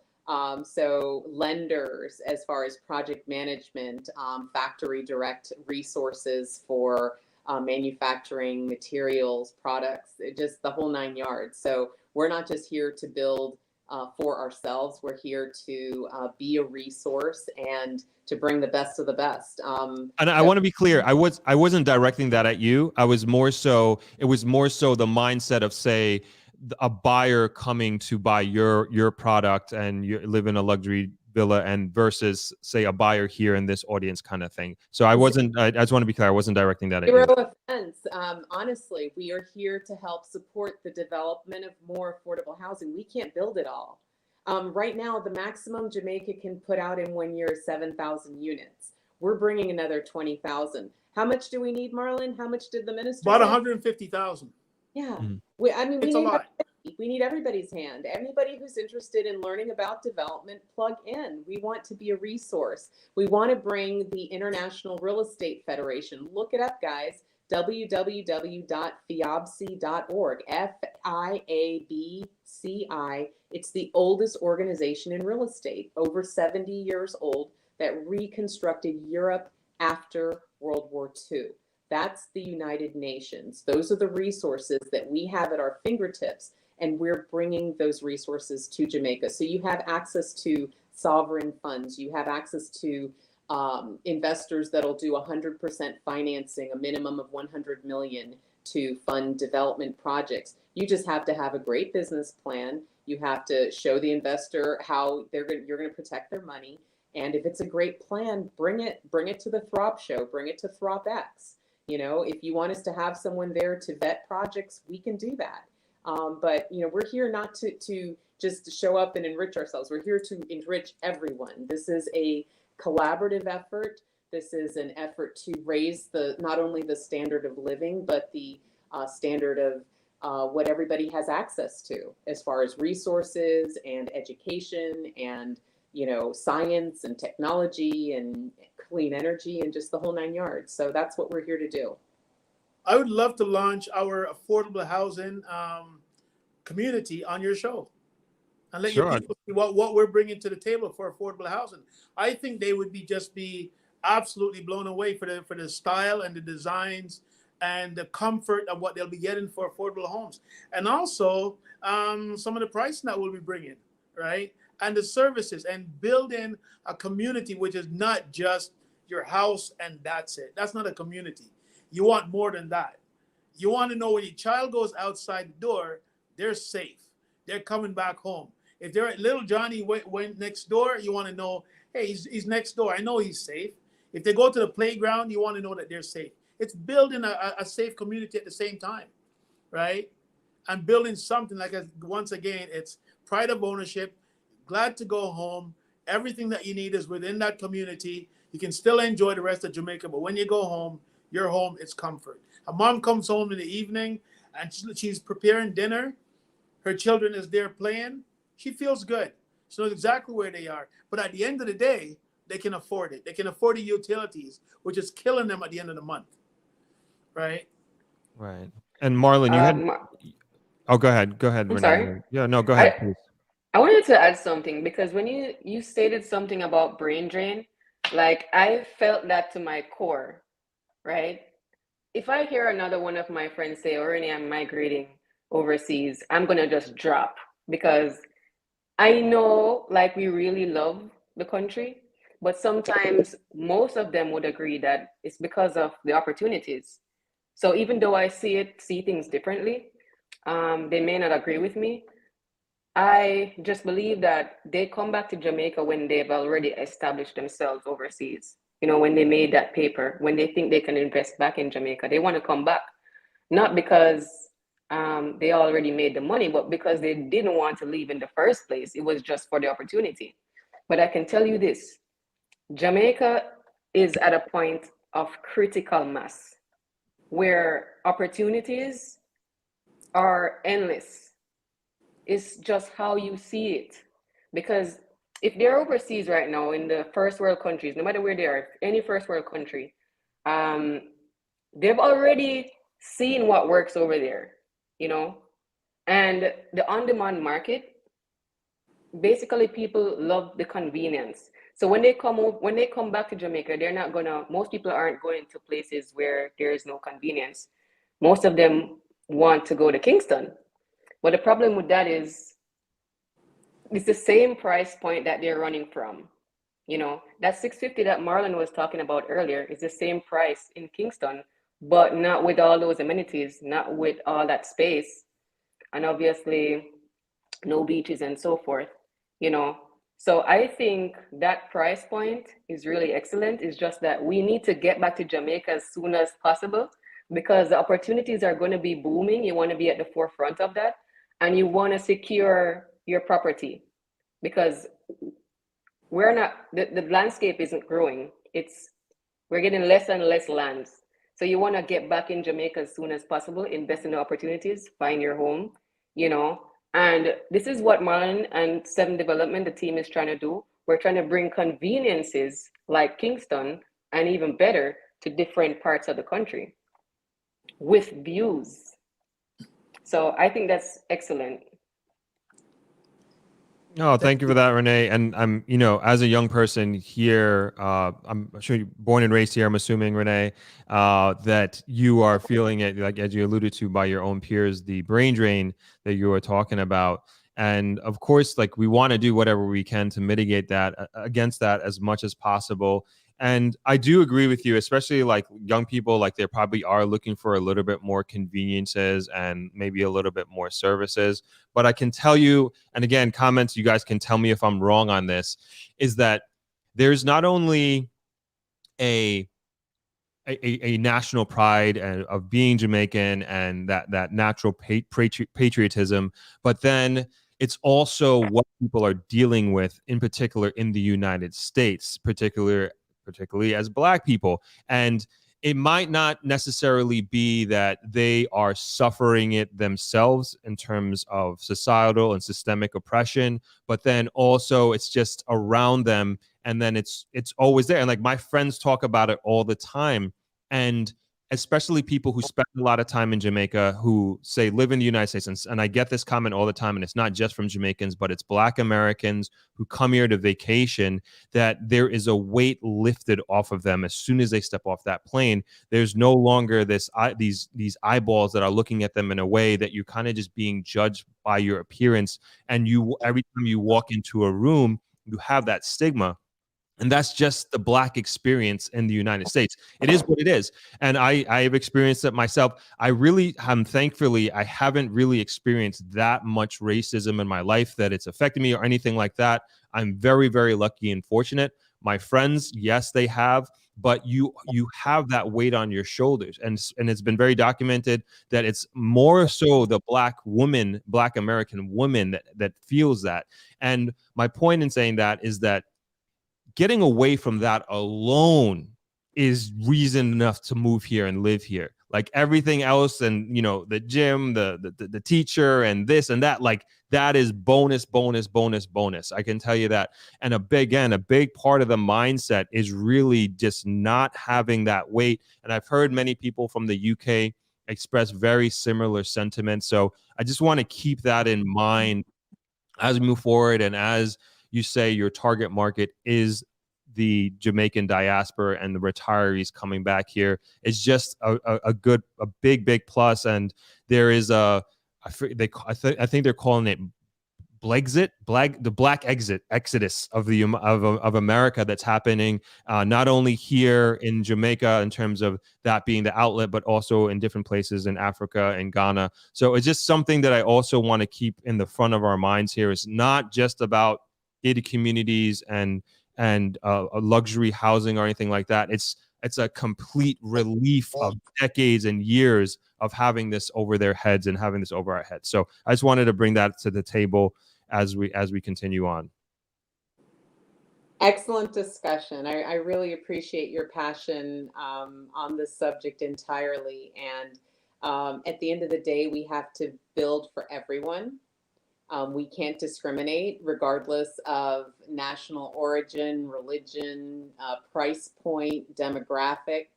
And as far as it not necessarily appealing to the audience, again, they're going to sell regardless. I don't doubt it. In Kingston, when your show, the first show I caught from you was Kingston. And I was like, what's going on in Kingston? Because I was just in Kingston not that long ago, and that wasn't going on that long ago. And I was in Jamaica December 2019 for the International Realtors Conference, and that was not going on at that time. And so the things that they talked about in that conference came to pass. And I'm glad that I took heed and paid attention, and in the process became appointed by my board, which is Orlando Regional Realtors Association, to help facilitate relationships between realtors here in not just Florida, but in the United States and in Jamaica. So that way, my purpose, Wendy's purpose, is to connect with Caribbean realtors, Jamaican realtors. Yes, I'm also connecting with Belgium realtors and French realtors and UK realtors and Canadian realtors. However, I want to a special call through this show to people with real estate licenses from the Caribbean to get involved, because they are related to folks who have these decisions to make, whether it's investing or selling. And we want them to be connected with people that they can trust. So if they know somebody who has a real estate license that may not have this certification, guess what? We're going to bring a trainer to Jamaica to train you. Jamaica had the largest certified international property specialist class in NAR history. The entire world, Jamaica had the largest graduating class in one class. So we are already there, and it's going to happen. The money's already coming in.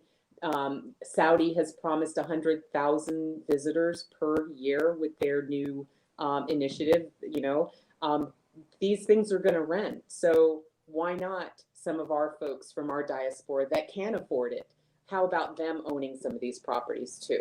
I don't want it only to be owned by foreigners. That's why I'm on your show, Throb. So I know it doesn't appeal to everyone, but there's a few of us out there that it may appeal to. So I want to have some ownership by folks from our community. And the only way we can get the word out there is to get the word out there. Right. And I completely agree with you that, Wendy, that this is going to sell. And, going along with the sentiment of the comments, which I would invite you to take a look back. And I think it's kind of good feedback for you guys, and in terms of what people are thinking generally, and just use it as some data points moving forward. But we do got to understand, and this is me speaking to the community, things like this are going to continue to happen. And and I'm sure you all, Wendy, Marlon, and Renee, there are bigger projects than what you're doing coming on board. And just, keep that in mind. Let's build perspective here. And so, I do respect the fact that you guys are Jamaican and you are coming to the table and you're doing a project that is luxury. And I'd rather it be that than won't say it, but other people, another nation, you know what I'm saying? And we also have to look at it like that as well, that the train is coming, and we've been talking about this for a while, and it's going to leave the station with or without us. And, we can't really look at it. I wouldn't say complain, but we can't really look at it as like, man, what are we going to do? And, fight the power.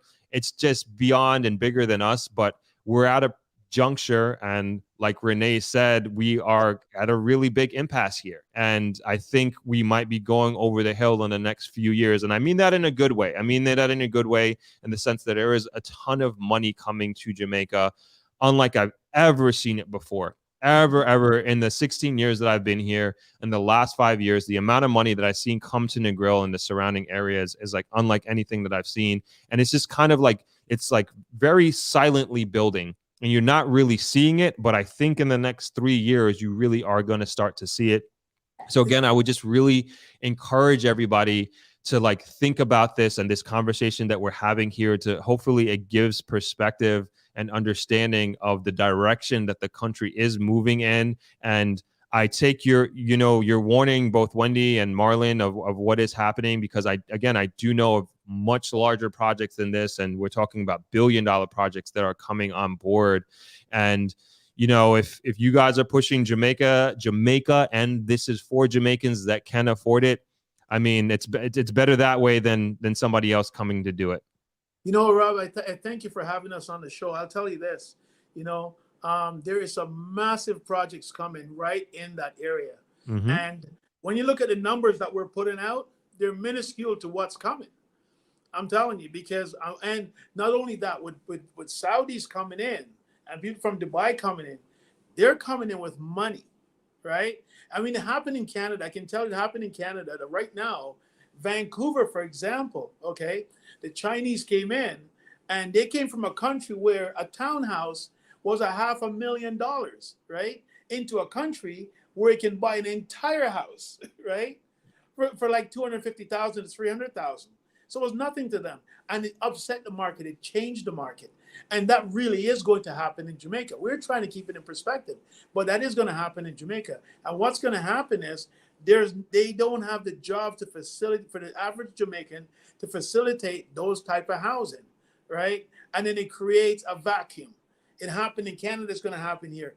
So what we're doing, if the folks can get on board now. I mean, we're building housing, but at the same time, we're creating jobs, which is something that's needed in the country. So yes, we're building luxury homes. Yes, we're building affordable homes. But what does it get? What's a spin-off? We're creating jobs, and jobs that are going to stay in the country, not bring jobs, not bring these big development to the country. Let the people work, send the money back home. No, the money is staying in the country to be utilized by the people of the country for Jamaica to grow Jamaica, right? It's not going back to their country. And that's what we need. So if we're going to build 20,000 homes, if we're going to build 600 luxury units, that's 600 people or 600 families coming back to Jamaica, buying more fruits, buying more vegetables. They're creating more jobs, right? Buying more cars. So when they come in, it's better for the country. So yes, building the luxury unit is one thing, but how much are those people going to spend, right? So that's what we're doing. So thank you so much. You got it. I just had one question that I want to ask before. You were talking about the extension of the financing and changing the financing of. Are these local financiers here in Jamaica? Or are these financiers from abroad? So it's going to be financiers from abroad who's going to work in combination with the local financier.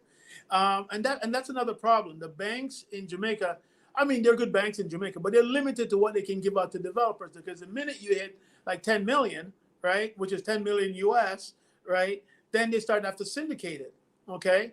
Whereas if you go to the US bank or US investor, they said, hey, if you're not dealing 50 million, don't even talk to me. So that's the big difference.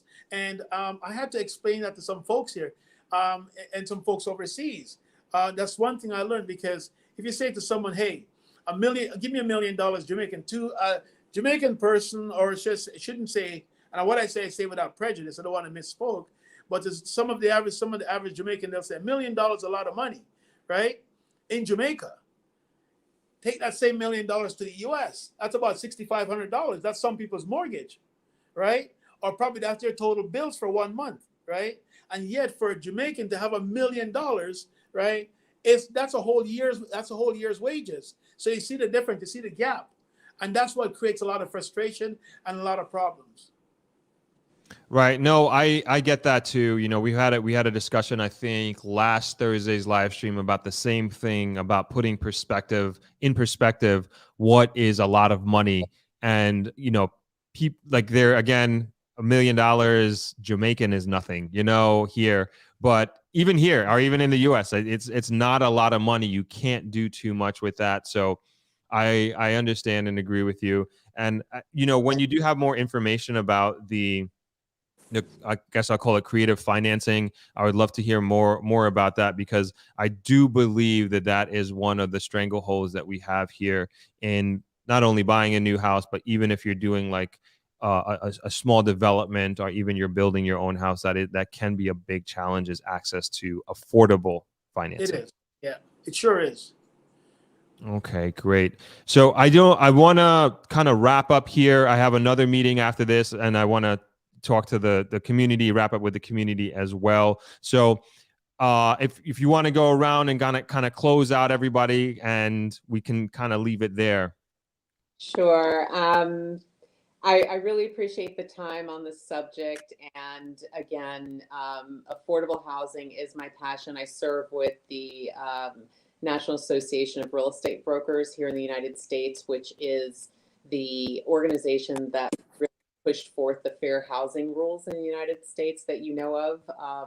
You know, Martin Luther King was part of that movement, John Lewis, and it's a great honor to me to be able to work diligently with this vision I've had for developing affordable housing for so many years, and now finally having the opportunity to bring it not just to Central Florida. I'm doing a small project in Cocoa, but to bring it home to Jamaica. It's my honor, and I look forward to delivering keys. I'm a longtime advocate for Habitat for Humanity. I'm a recognized team leader with them. That's a United Nations organization. Jimmy Carter is still out there swinging hammers. So I want to engage the diaspora real estate community. Please get in touch with me. You can reach me on LinkedIn. I'm Globally Wendy on LinkedIn. Same thing on Instagram, WendyC321Go, but you can always reach me through Throp. And we just want to bring together the real estate community that's abroad, whether they're Canada, US, UK. And if you're from the Caribbean and have a real estate license, let's talk, let's connect, and let's do some great work to help our people out. So that's my mission. Thank you. Thank you. Renee? Hi. Yeah, I don't really have much to say after everybody's input, but all I can say is, guys, come back, right? And 7 Development, we don't bite.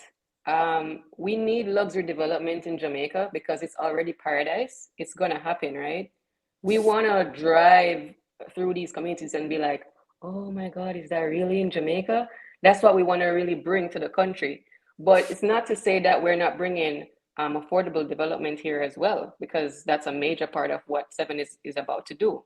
So get in touch with us. We'll figure it out. And there's a lot of opportunity here. We just have to see it. We have to change our mindset and to see that this is a developing country. So the most opportunities are here. In the States, our first world countries, it's already developed, right?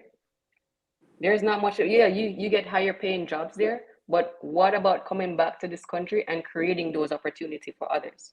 That's where the biggest opportunity is. So Jamaica is poised for growth. You just want to be here. And that's it for me. Thank you for having us. Absolutely. Marlon? I'm going to say, I've heard about your show, I heard a lot about it, and I'll tell you this. I'll say to the audience, Jamaica is a place I'm proud of.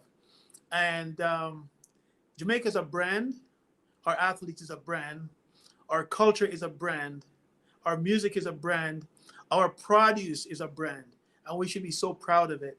And whether you build affordable homes, whether you build luxury homes, whether you build middle income homes, There's Jamaicans of all facets of life and at all level of income.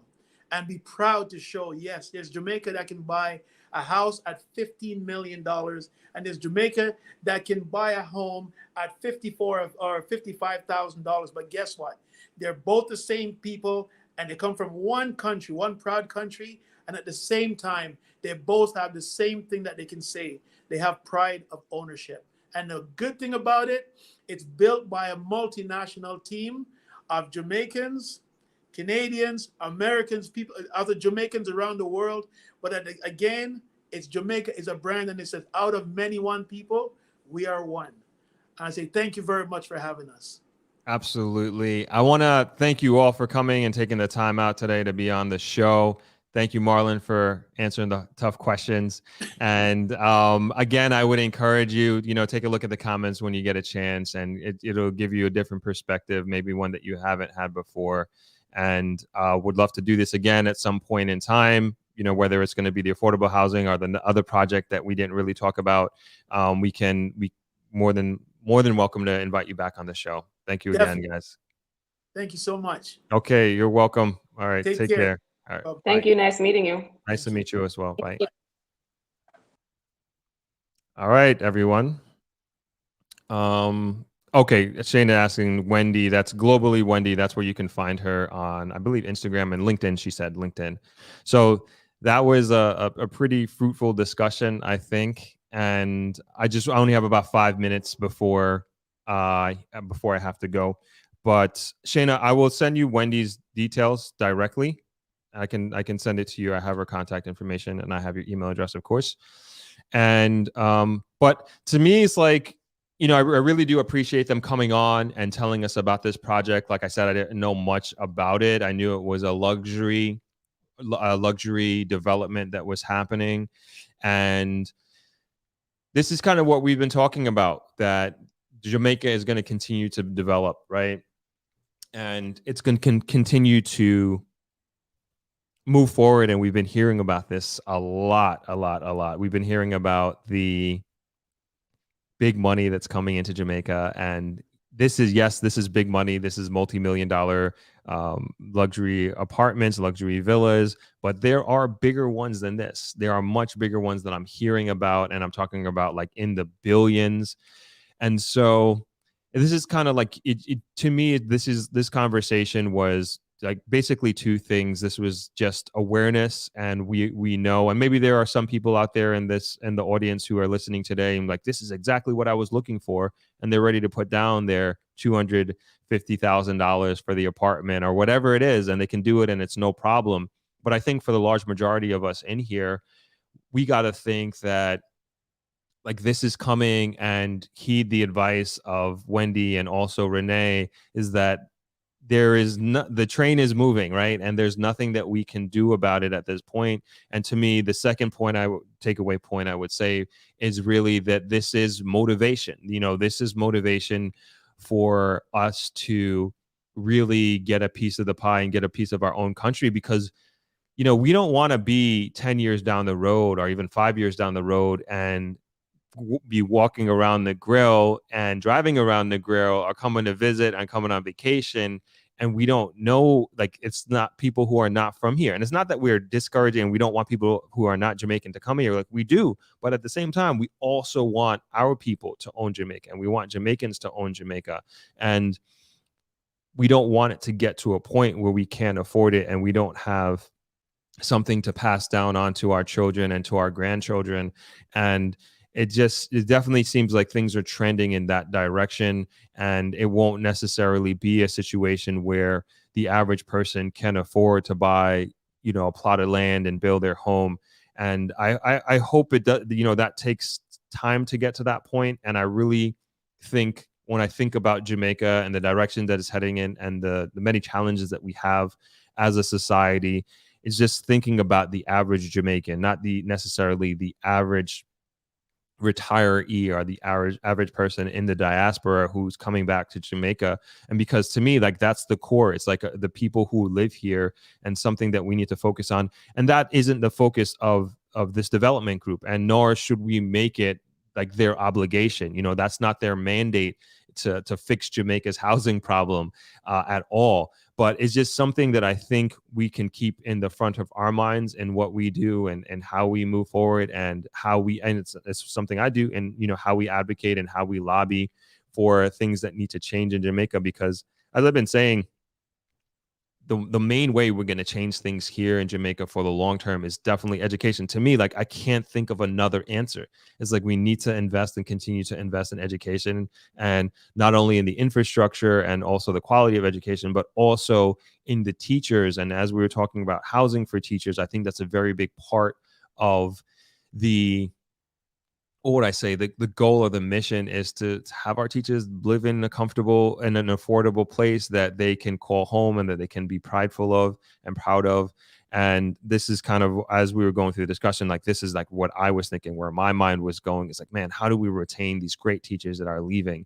And I hope that that slows down and we can put things in place to mitigate against that teacher brain drain. But at the end of the day, I thought this was a great discussion, and they were definitely game to, again, answer the hard questions and really hear your questions as well. So I want to thank everybody in the comments for being so active today and giving me questions to ask them. And I think I learned a lot here. And well, again, I'm even more motivated than anything else. Let's go to some quick comments or quick questions here that we can put in there. You want me to put her address there? Hold on, let me see. I think her name is Globally Wendy. I'm gonna put her Instagram on there. I don't believe she's private. I can't even find it. I don't want to hold up the chat here.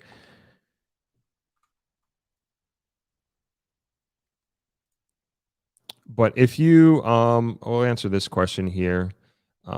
If you want Wendy's information, I just don't want to give out her information carte blanche without getting her permission. So I just hit me up directly, Thrive by Thrive Media. And if you want Wendy's information, I will give it to you and pass it along to you directly, and just get permission as to what contact information that I can give you. So question, Thought, why is there so much money coming to Jamaica? What's the impetus? Why the Saudis, etc., coming? And so we've talked about this before. I believe it's a multitude of things, and we could kind of go through the ones that are coming to top of mind. One, Jamaica is a very stable country politically. Two,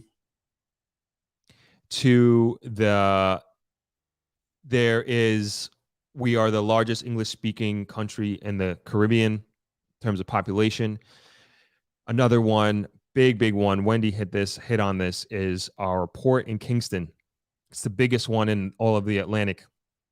And they are looking to make Jamaica the global logistics hub of the Western Hemisphere, essentially a Singapore, if you will. And people are and when I say people, I'm talking about big corporations are placing big bets on this, because that harbor can take those, I believe they're called mega ships. These are the ships that are going, they had to widen the Panama Canal to fit these cargo ships. And remember, like, nothing in this world moves from one place to another without cargo ships. And there needs to be a centralized place like there is in Singapore where these ships go through, and they are the logistics hub. Have to go through that before going through America, so to speak. And Jamaica has positioned itself very well to be that place. And these are the things that in my opinion, these are like the main things that people are looking at for Jamaica. And then you get into like the Jamaica of it, right? Like Jamaica, as far as culturally, is like amazing. Like, we have arguably some of the greatest music. I was going to say the greatest music in the world, but arguably some of the greatest music in the world has come from Jamaica. The brand is extremely strong, as Marlon has stated, from the athletics to our music. The food is amazing here. Food, I don't know if I sometimes take for granted how good the food is here. And I realize when I go to other places, go to other countries, how much I miss the food here. The food is incredible. And there's been like a slow, like when I was alluding to this in the conversation, in the last 5 to 7 years, there's been like a slow undertone of different investments and just an elevated interest in investing in Jamaica. But I would say in the last 3 years that now it's kind of moving from, like, you've heard about, just because I'm in the hospitality industry, you've heard about these 100 million, multi-$100 million hotel chains that are coming in here and coming to Jamaica, and they continue to roll out. We were putting 1,000 room structure here, 2,000 room structure here, and it's millions and millions of dollars of an investment. But now you're starting to hear more about residential developments and these large developments like the one that we were talking today, and there are even larger ones coming into Jamaica. And to me, I forget, I was talking to a realtor about the chicken or the egg situation, because I always think like another way that we to move the country forward, as Renee was saying, is that there is a lack of opportunity here, right? And how do we create opportunity? And to me, like do we create the homes for people and the talent that we're looking for to be here, or do we bring in the commerce and the business and then build the homes for those people? But I kind of came to the conclusion is like we need the homes first before we can start attracting the commerce and before we can start attracting those type of businesses that are going to create jobs. And I feel like that's what's happening now. You're creating, just like we were talking about today with this big development that's coming and this luxury development, is like that's going to bring a certain caliber of people here. And any development like that you do, even if you're doing a development where the average price is around $250,000, that's still a lot of money. I don't consider that to be affordable at all, but that's still a lot of money to me. But that's a professional person's house that's going to afford that. If that's a working person, that's like a professional person. And to me, they're going to bring professional experience to Jamaica, and they're going to bring hopefully professional experience to here in the grill if that development is happening here. And so with that, to me, you slowly push society forward, like from an adult standpoint, and you create opportunity for young people and students who are just graduating from college. And hopefully this person or these individuals do create opportunities and do have businesses, or maybe they're coming here and they're joining an existing business with their high level skill set, whatever it is that they do for a living. So that's kind of, my thoughts. You asked a question about the Saudis. I really don't know much about the Saudis in terms of why they came here. Wendy talked about a delegation of 40 people from Saudi Arabia came, and they said it themselves. They want to do big development in the Grill and then also in Port Antonio. And, they got the money, big money is coming here. And this is bigger than, they probably got more money than one of them probably got more money than everybody in this live chat right now. So it's crazy. It's going to be crazy. And again, to me, like, this was an education for me. I think it was an education for all of us. And to me, the second part of that is like, man, like let's get motivated and like let's get a piece of this, and I would encourage everybody to do that. And I'm sure this is kind of getting everybody's wheels turning here. Let's go see what other comments that we have here. I hope my meeting is not now. I think it's 6:30, but hold on. I do got to get going. I might have to do a little prep for it. So, all right, let's start to close out here.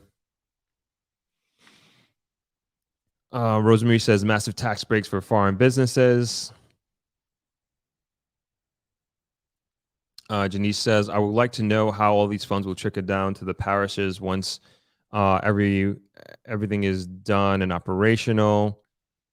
And that's what I would say, like, to both those comments, is like, we need development. Like, I'd rather this type of development be coming to Jamaica than, say, going to the Dominican Republic or going to Puerto Rico or something like that, because it is bringing commerce into Jamaica. It is bringing a certain level of caliber. There is going to be a bit of trickle down economics. I don't, however you or whatever you think about that, but it's money and cash flow coming into Jamaica. Of course, we got to think what is the downfall of that, but I think it's a net positive because, again, I'd rather that investment be coming here than going to another country, and perhaps they could have gone to another country. Perhaps they could have gone to Mexico, but I'd much rather it be coming here than anything else. However, I do think that there should be more what would I say, like more stipulations when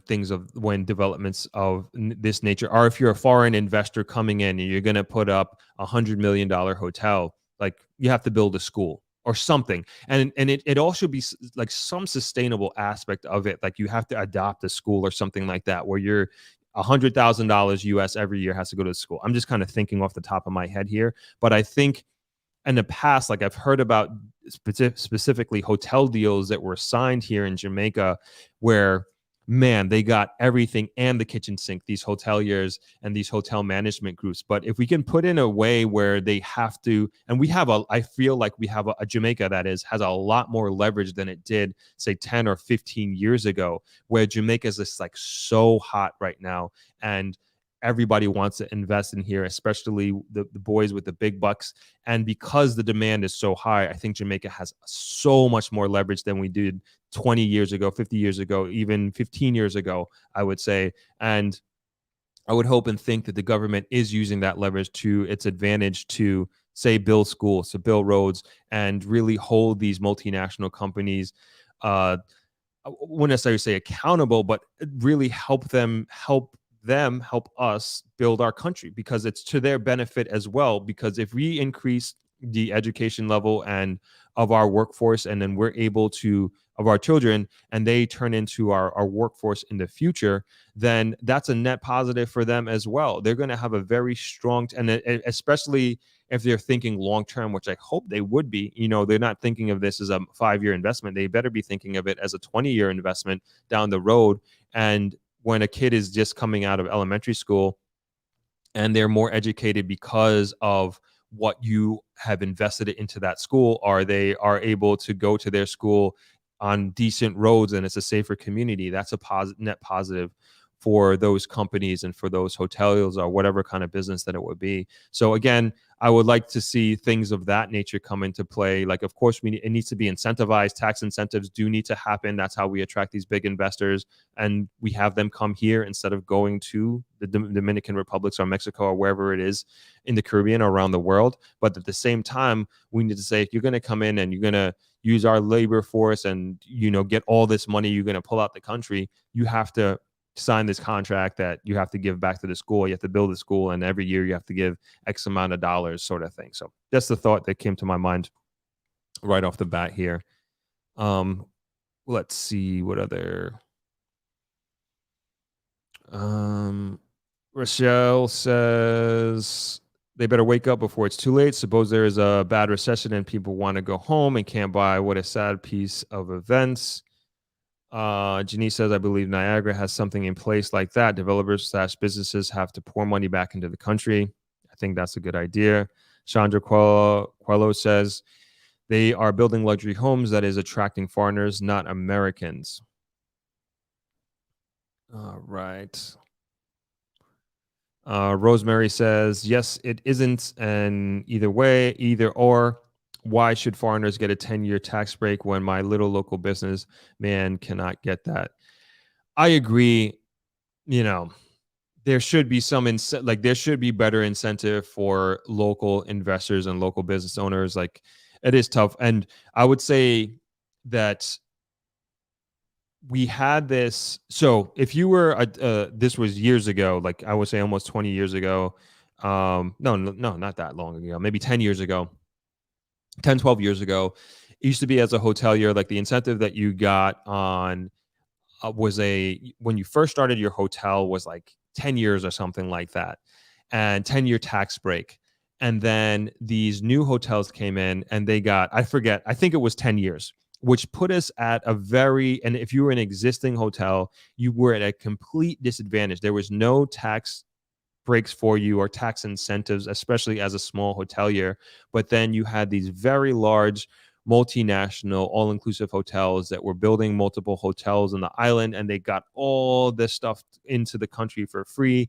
And so what ended up happening is that there was a study done. I forget the name of the study. I think it was done by Oxford University, but there was a study done and it was pushed through by the Jamaica Hotel and Tourist Association to really understand the impact, the financial impact that small hotels and local hotels were having on the GDP and how much we were contributing. And what it turned out to be is when they ran the numbers is that not from a percentage standpoint, but from an actual dollar figure, we were contributing more dollars as small and locally owned hotels than the foreign national hotels were.